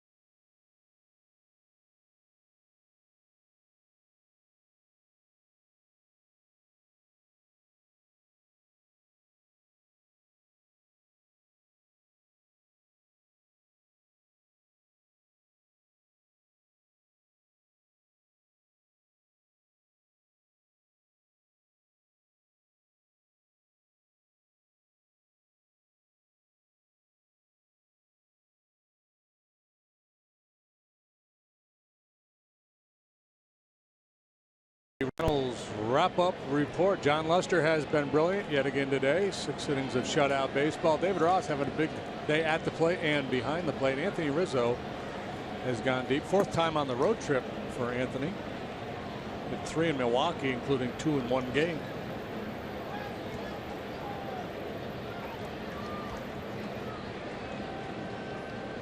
Cubs leading 4-0 late. Diaz grounds to the shortstop Russell.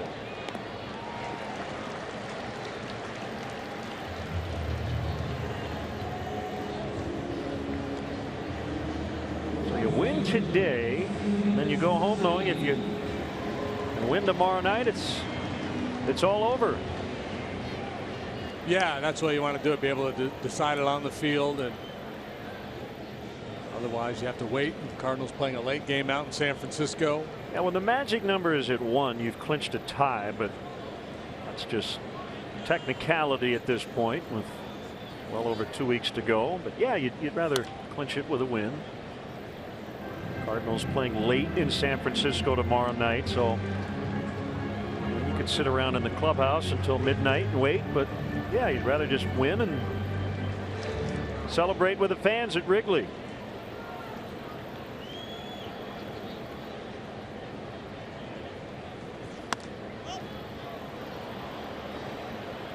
Hayward and right.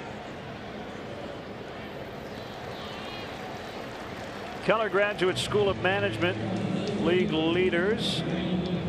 Cardinals have 9 players with at least a dozen home runs. Doesn't happen very often,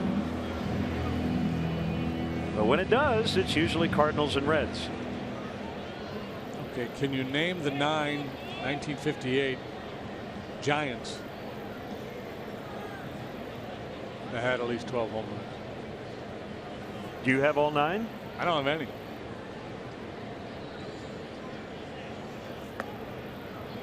All one on Brandon Moss. You know who would know? Be all over that is Pat Hughes. Grew up a Giants fan. Willie Mays. That was their first year in San Francisco. Yeah, Mays would be the first choice. Cepeda.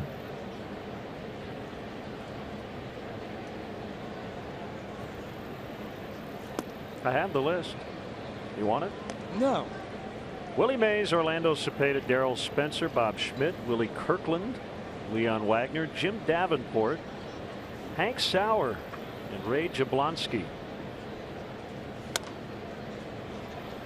Slicing fly ball out of play.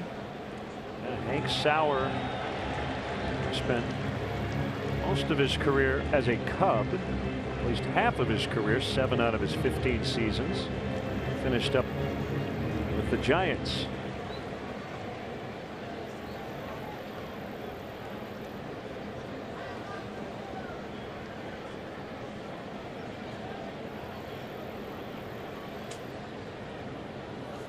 Swing and a miss. Moss is gone. Cardinals done in the 7th. They had 2 hits and no runs today.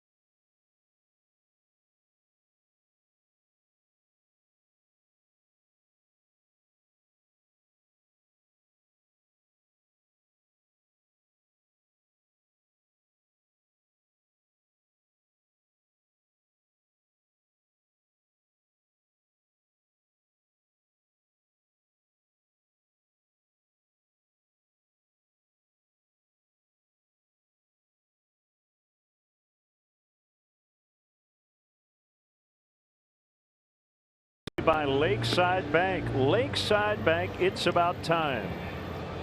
Left-hander Zach Duke here in the 8th inning.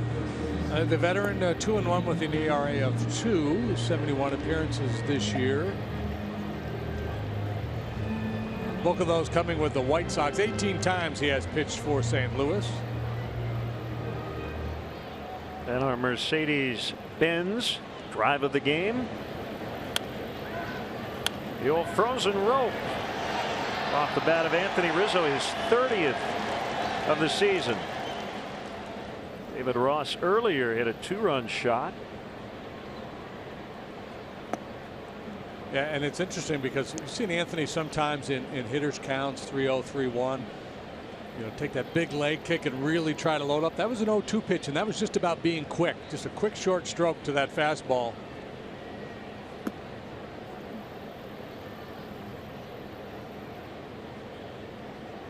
Congrats to the Eugene Emeralds, a Cubs Northwest League affiliate. A 2-1 win over Everett in the decisive Game 3 last night. So Eugene has its first outright Northwest League title since 1975. They were co-champs in 1980. Left-hander Manuel Rondon got the win. So a hearty congrats to the entire club. The owner Dave Elmore bought the team 35 years ago. Finally got to celebrate a championship.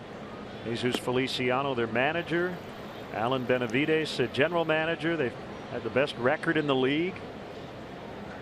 And what a great way to cap it. And the Myrtle Beach Pelicans have a chance to repeat as the Carolina League champs. They've got a 2-1 lead in their best-of-5 series going into Game 4 tonight against Lynchburg.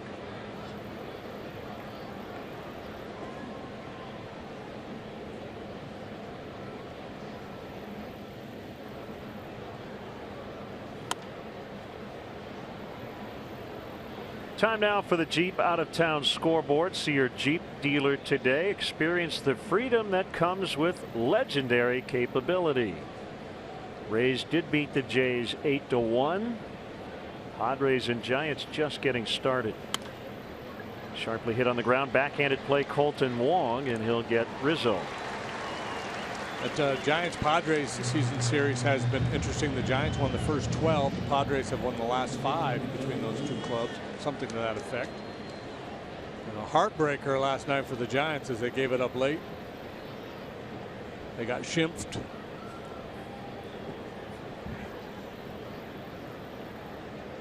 Zobrist turns around, bats right-handed. If you need restaurant recommendations on the NL Central, the Cardinal bullpen is the place to go. You get Broxton and Duke out there. They've been all over this division. Duke started with the Pirates. He's been a Red, a Brewer, now a Cardinal.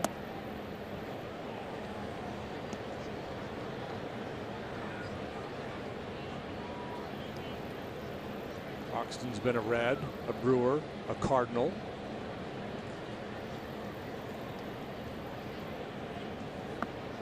Ouch.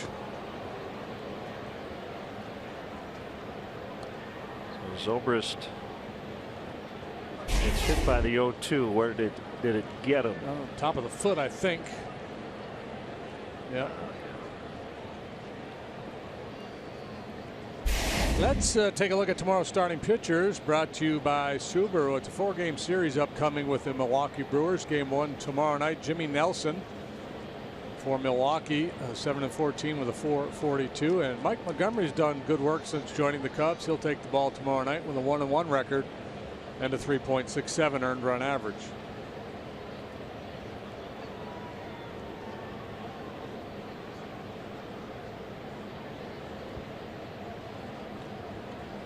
You got Zoe on the toe.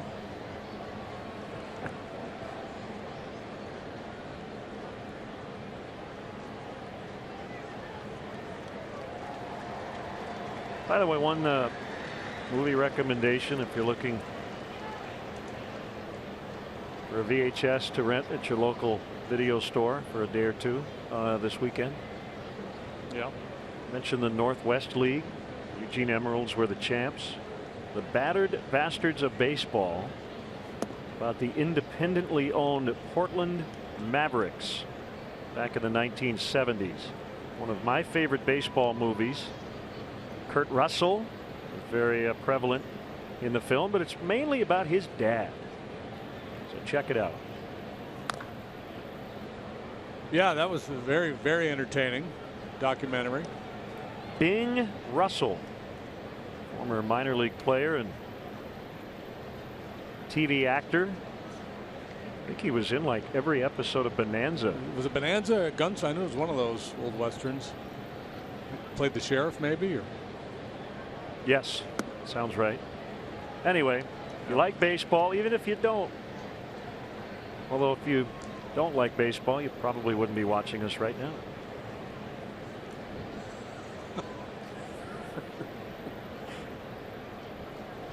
It'll make you like baseball if you don't already. Swing and a miss, and Russell is out. He cannot run to first. He can. He's already out though. Zobrist moved to second on a wild pitch. A chance to play add-on here with the man in scoring position for Hayward. They're having a rough go of it this road trip. Has gotten 2 base hits here today.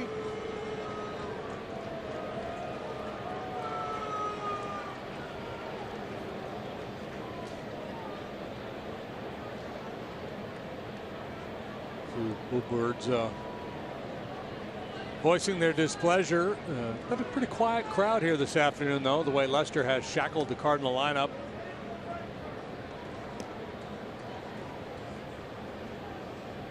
Cubs looking to win 2 out of 3 here in this series, even the season series with St. Louis. At 8-8, they would do that with a win here today.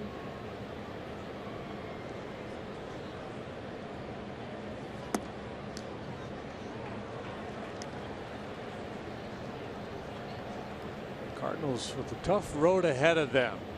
Now on to San Francisco, then on to Denver to play the Rockies before finishing their long road trip in Chicago against the Cubs.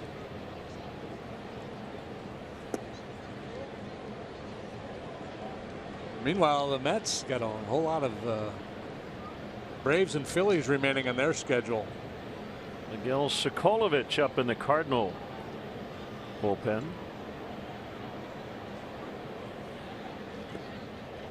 Molina will keep it nearby.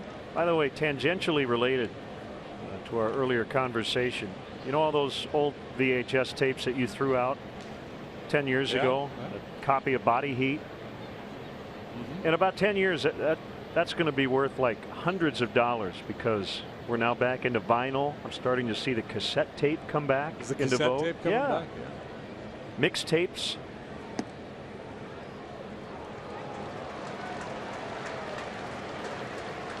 Hayward draws the walk. He's on for the third consecutive time.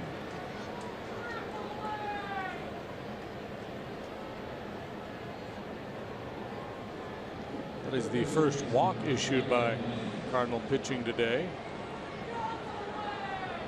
John Lester has walked only one.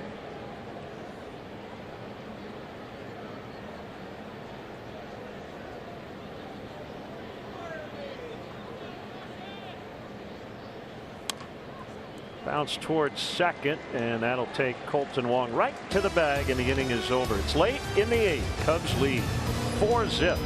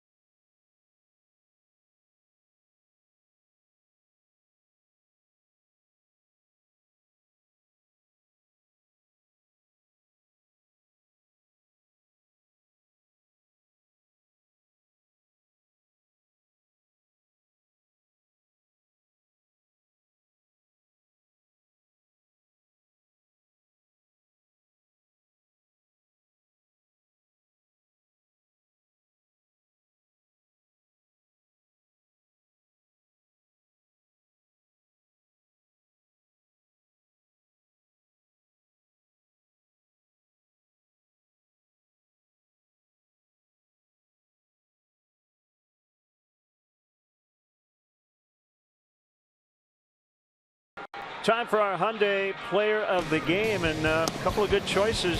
Starter John Lester, but his battery mate David Ross handling a couple of Cardinals trying to steal second, and also cranking a 2-run homer.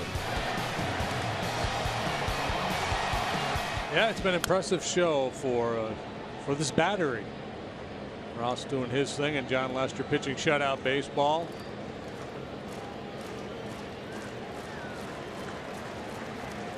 So John is faced with one over the minimum. A couple of base hits and a walk, but 2 caught stealings for the Cardinals. Bullpen quiet.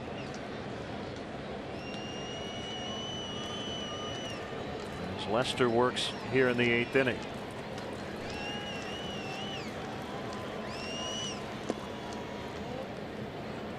Sinker off the outside.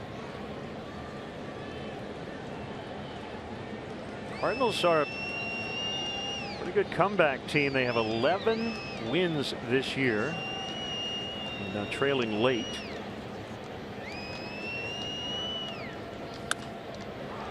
base hit to start the 8th.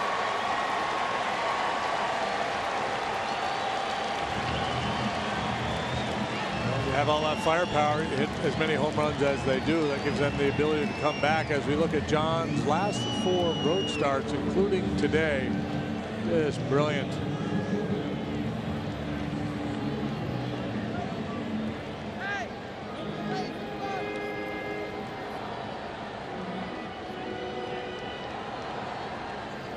When trailing after 7, the Cardinals are 11-57, and your first reaction is probably that's not very good. It's actually really good, because most teams lose. Yeah, most games are decided after 7 innings.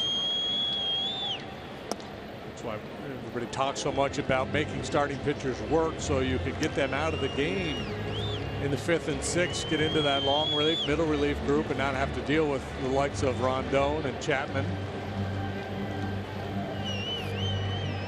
Ozio to the mound. Hey, the tentative 2017 Major League schedule was released earlier today. So how does it look for the Cubs? So the season opener will be here in St. Louis. So the Cubs will be on the road, which they normally are. Home opener Monday night, April 10th, against the Dodgers. Cubs will play the American League East, including 2 at home and 2 on the road against Joe Madden's former team, the Tampa Bay Rays.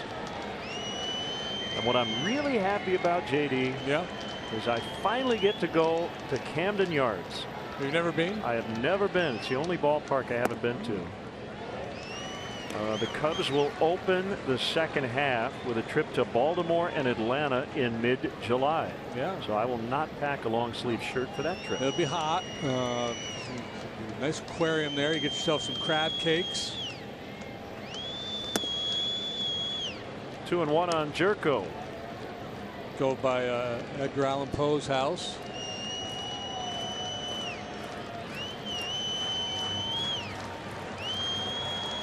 Or where he was buried. Something Edgar Allan Poe there in Baltimore.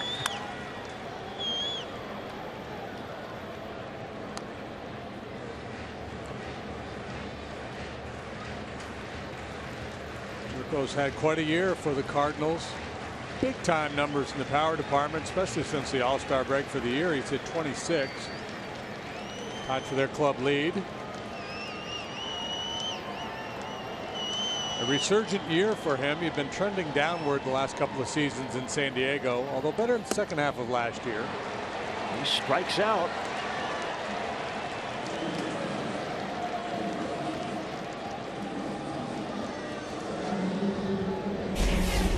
Number 7 for Lester.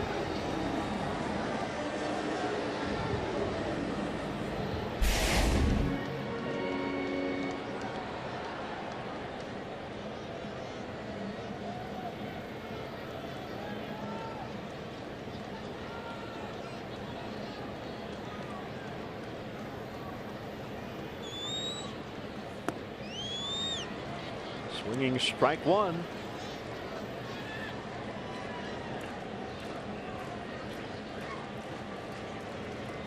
Cardinals with runners in scoring position today. Well, they haven't had any. They have not had a runner reach second base. Tried a couple of times, but David Ross nailed Grichuk in the 5th, and Diaz back in the 1st. Back-to-back changeups here to get the jump on Grichuk. David looking at his little cheat sheet on his arm there to see how they want to try to finish him off. Show me heater away.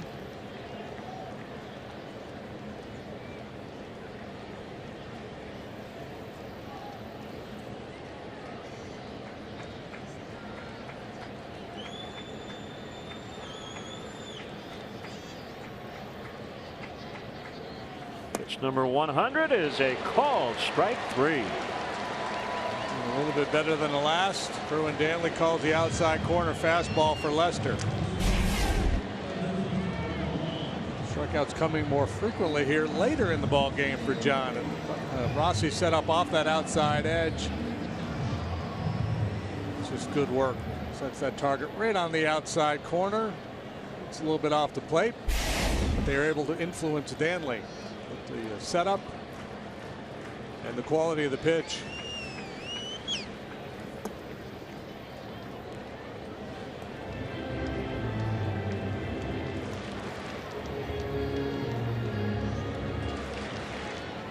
Lester, he's a tough-minded competitor. You know he loves to be out there in a day like today, pitching deep into the ball game. He's got the sweat dripping off his cap. Working on his 4th or 5th undershirt by now. A good satisfied exhaustion after this effort today. I like that. Satisfied exhaustion. Yeah, you know you've been through the ringer. You worked awfully hard.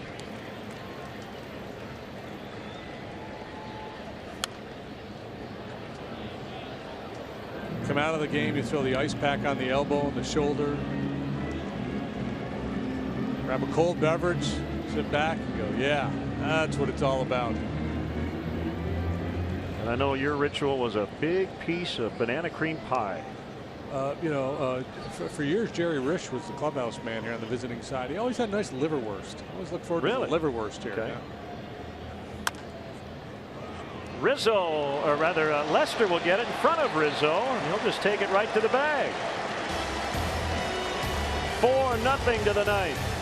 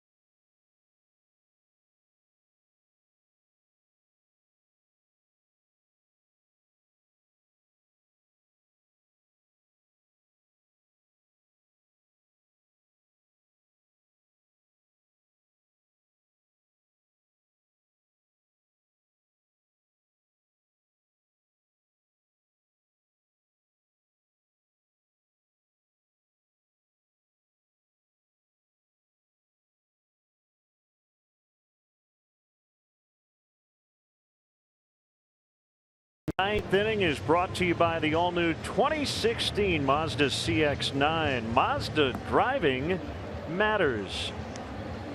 This pitching change is brought to you by Lakeside Bank. Lakeside Bank, it's about time, as Michael Wacha was in the Cardinal rotation, went to the DL. He's back, and now we'll work out of the bullpen.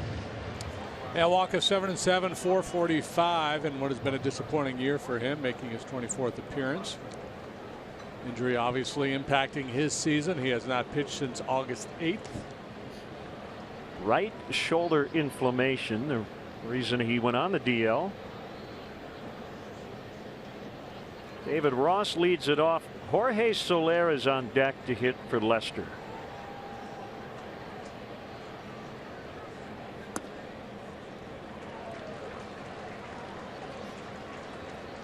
What was your line again?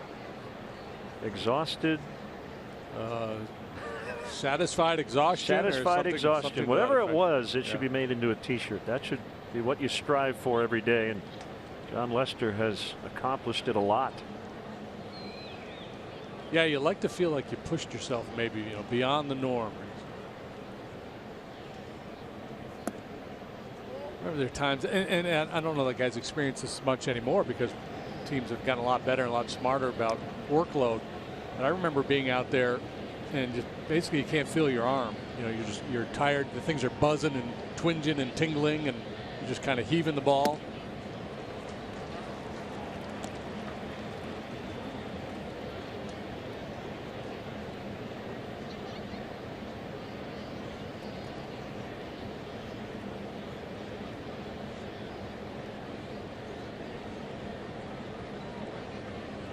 Two got him. It's the payoff, the leg work you do. That's where it really pays off when you're deep in the game, especially on a hot day. If you don't have your legs under you, you're done. So now Soler, who is wearing that ear flap extender that protects the left side of his face. I've not asked him why he decided to try it, but he is the third Cub to do it with Hayward and Javier Baez. Maybe a preemptive maneuver. Wouldn't be for everybody, but with the velocity you see now, reaction time is so small. Jason Hayward can tell you he suffered a broken jaw a few years ago, and that's why he wears his. But I think once you get used to it, you feel like a seatbelt, right? Just you would feel weird without it. The key is that you can be able to see well enough. That extra protection. In the hole, backhanded Diaz, little bobble. Soler is on with an infield hit.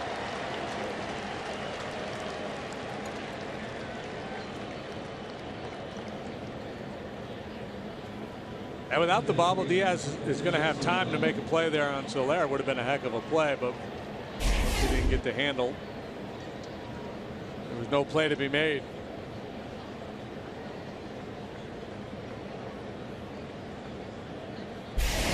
Eat it. Take the sack.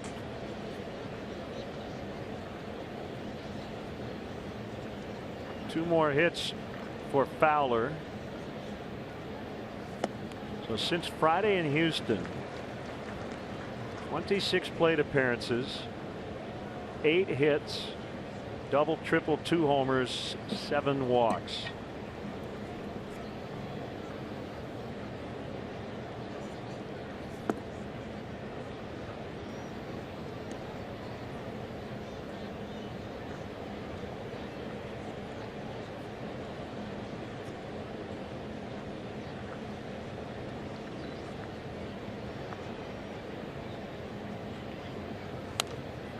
On the hands, and he fouls it away.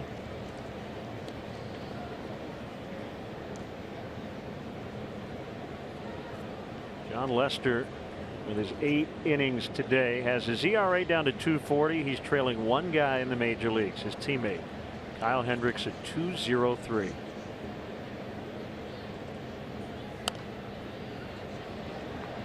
Pretty incredible.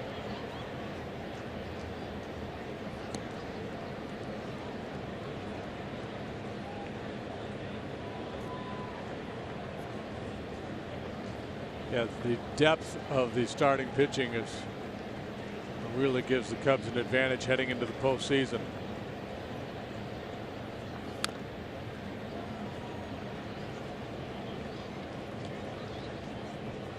Jason Hamill admitted last night, he said, why is it has to be a home run every time I give up a run scoring hit? He allowed 2 of them last night. Just kind of been in that kind of stretch where he can't seem to get away with anything. Otherwise had a nice night. Yeah. Struck out a season high 9. Like he was bad. He just and the Cubs had a lot of opportunities offensively.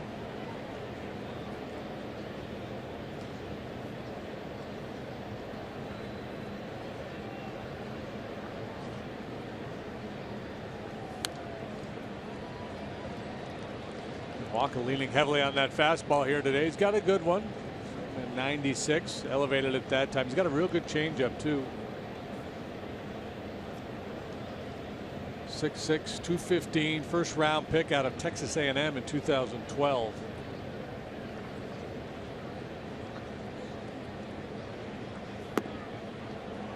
change.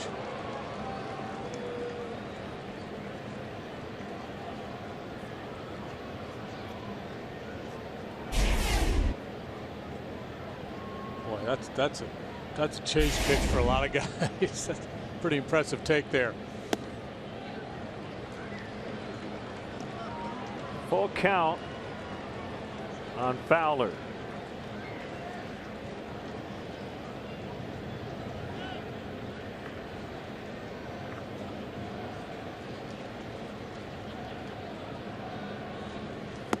Swing and a miss. 2 outs. Comes back with the changeup, and that's a sign of a good changeup when you can throw it right through the heart of the strike zone and get away with it. That thing is right over the heart of the plate, thigh high.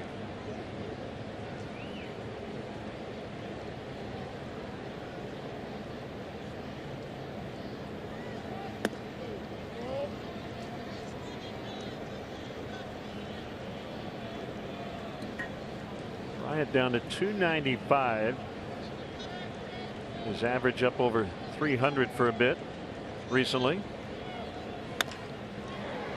And it will get past all the way to the wall. Soler will score. Bryant on his way to third. Gary Jones will stop him there. It's a triple, and it's 5-0. RBI number 95. Well, a should I, shouldn't I moment for Grichuk out there in right center field. He decides to leave his feet to try to make a play. Comes up empty. Soler able to score, and Bryant had designs on circling the bases, but he got the stop sign from Gary Jones. There's a uh-oh moment for Grichuk.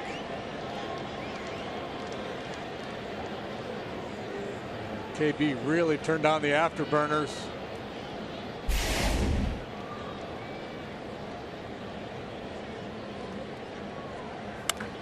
Rizzo again to right. Gone. He's done it again. 2-run homer. He's knocked in 101 this year. And the Cubs are pouring it on late. Wow, that ball was torched. A laser beam into the seats in right. There's Cub with back-to-back 100-plus RBI seasons since Aramis Ramirez. This is out over the plate and down, and the big fella leans on it. So the road trip started in a big way in Milwaukee, and it finishes in a big way for Rizzo here in St. Louis. And remember the one that was stolen away by Keon Broxton. Would have tied that game in Milwaukee. He's got 5 homers and could have 6 on this trip.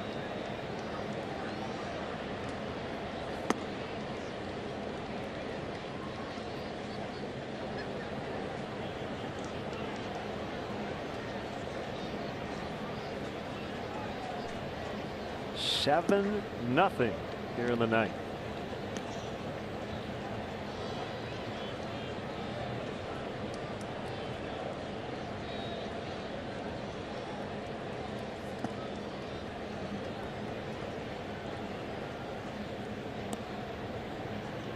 Both homers did not get very high off the ground, did they? No, they did not. This last one in particular.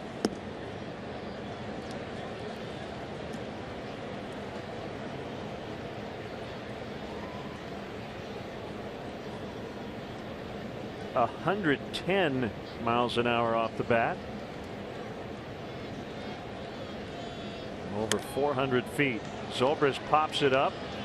Foul territory, and it'll be Wong to end the inning. Cubs add 3 to their lead. 7-0.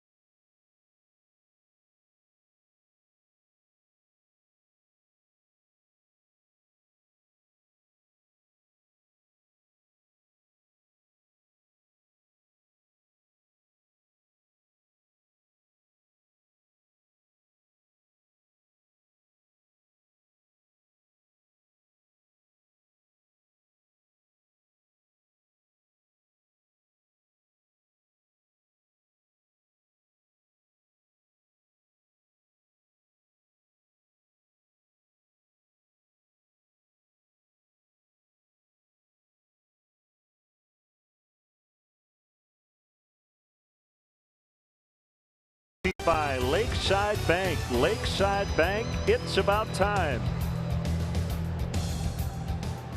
Right-hander Hector Rondon. Hector a little overqualified for this situation, on to protect the 7-run lead. 2-3 with a 2.56 ERA for hard-throwing Hector. This is his third appearance since coming off the disabled list. With that right triceps strain. Pitched once in Milwaukee and then the other night in Houston. I thought the appearance in Houston was one of the better ones we've seen all year. Stuff was terrific.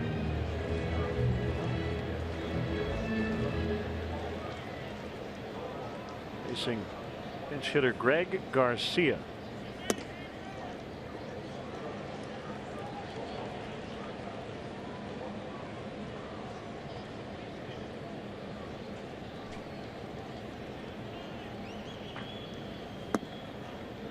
Outside, it's 1-1. Reports are good on Pedro Strop. Coming back from knee surgery and had a little groin issue that pushed him back a couple of weeks. So we'll find out more when we get home. But hearing good things.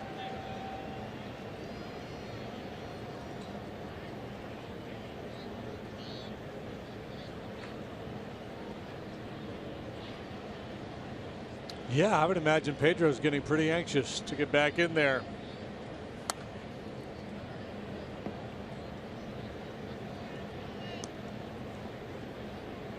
The silver lining to those 2 injuries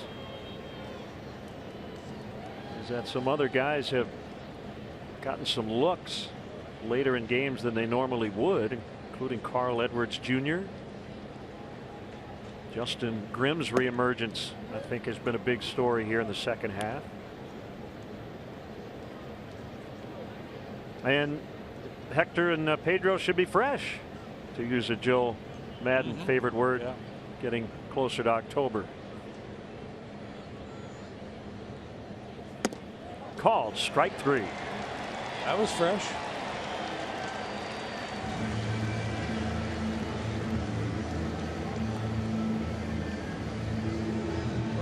And now for our Toyota home run cam, David Ross. Well over 400 feet to the berm in center. 2-run homer in the 5th. Rizzo has hit a couple today. He's knocked in 3. He and Billy Williams, the only left-handed batters in Cubs history to have at least 2 30-100 campaigns. Yeah, and you know those 2 guys will be going at each other in the clubhouse after the game. Rizzo will be saying, yeah, nice swing, old guy, but I got 2 of them.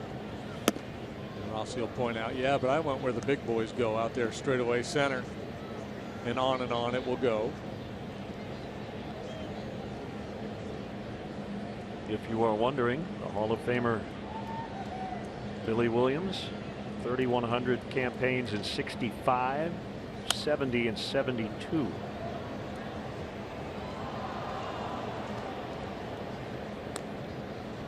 In 1970, Billy hit 42 homers, knocked in 129.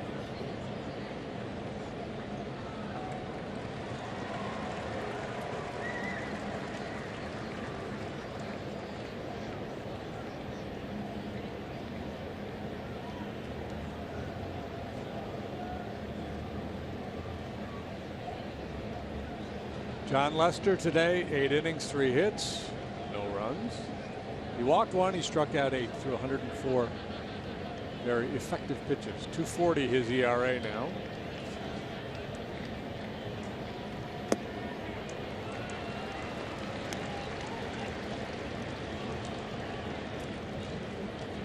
As Len mentioned, that's the second best, trailing only Kyle Hendricks. Be tied for the league lead with 17 wins with Jake Arrieta.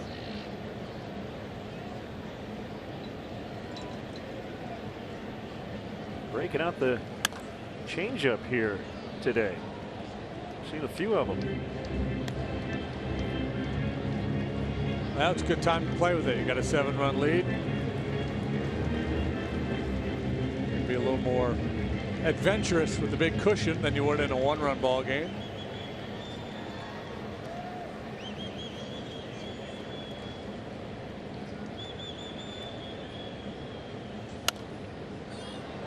Monday night, it was Hendricks and Chapman. They combined on a one-hitter. Today, Lester and Rondon giving up a combined 3 hits.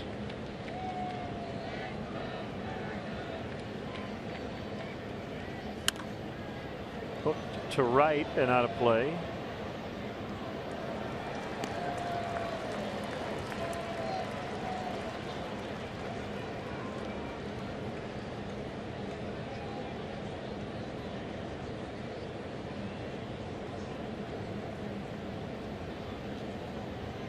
Matt Carpenter hitless in this series. Nothing out of 9.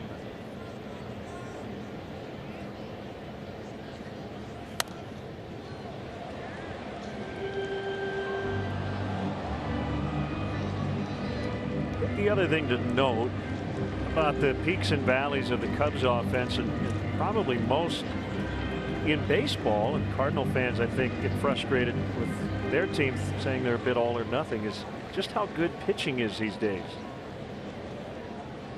A lot harder to score runs than it used to be. On the ground to Rizzo. Rondon to first.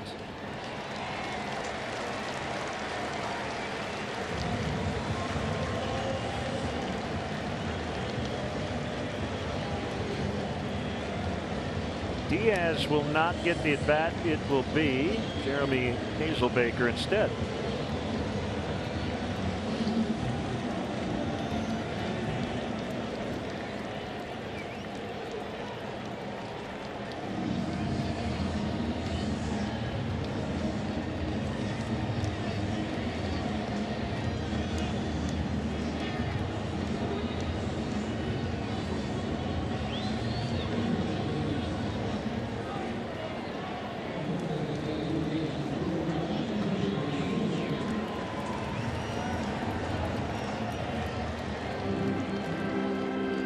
Impressive performance by the Cubs here today. Outscoring them 7-0, out hitting them 12-3. Cardinals tried to get the running game going early. David Ross shut that down.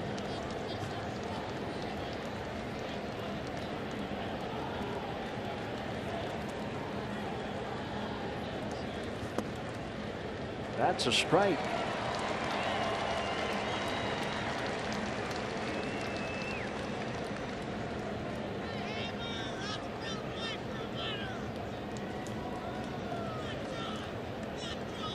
Can even the season series at 8 apiece with 3 to go. Line drive the other way, caught by Bryant. Cubs win. Cubs win 7-0 the final. A 3-hit shutout. Lester and Rondon, and the magic number down to 1. So a win tomorrow night at Wrigley Field against Milwaukee, and the division is theirs. Yeah, very nice performance all the way around for the Cubs here this afternoon. Anthony Rizzo, one of the stars of the game with a couple of home runs. 14th shutout by Cubs pitchers this year, tied for most in Major League Baseball with the Dodgers of Los Angeles. And the Cubs have 93 wins, 41 over 500, 7-0 the final. Chicago Cubs baseball on ABC 7 is being brought to you by Southwest Transparency.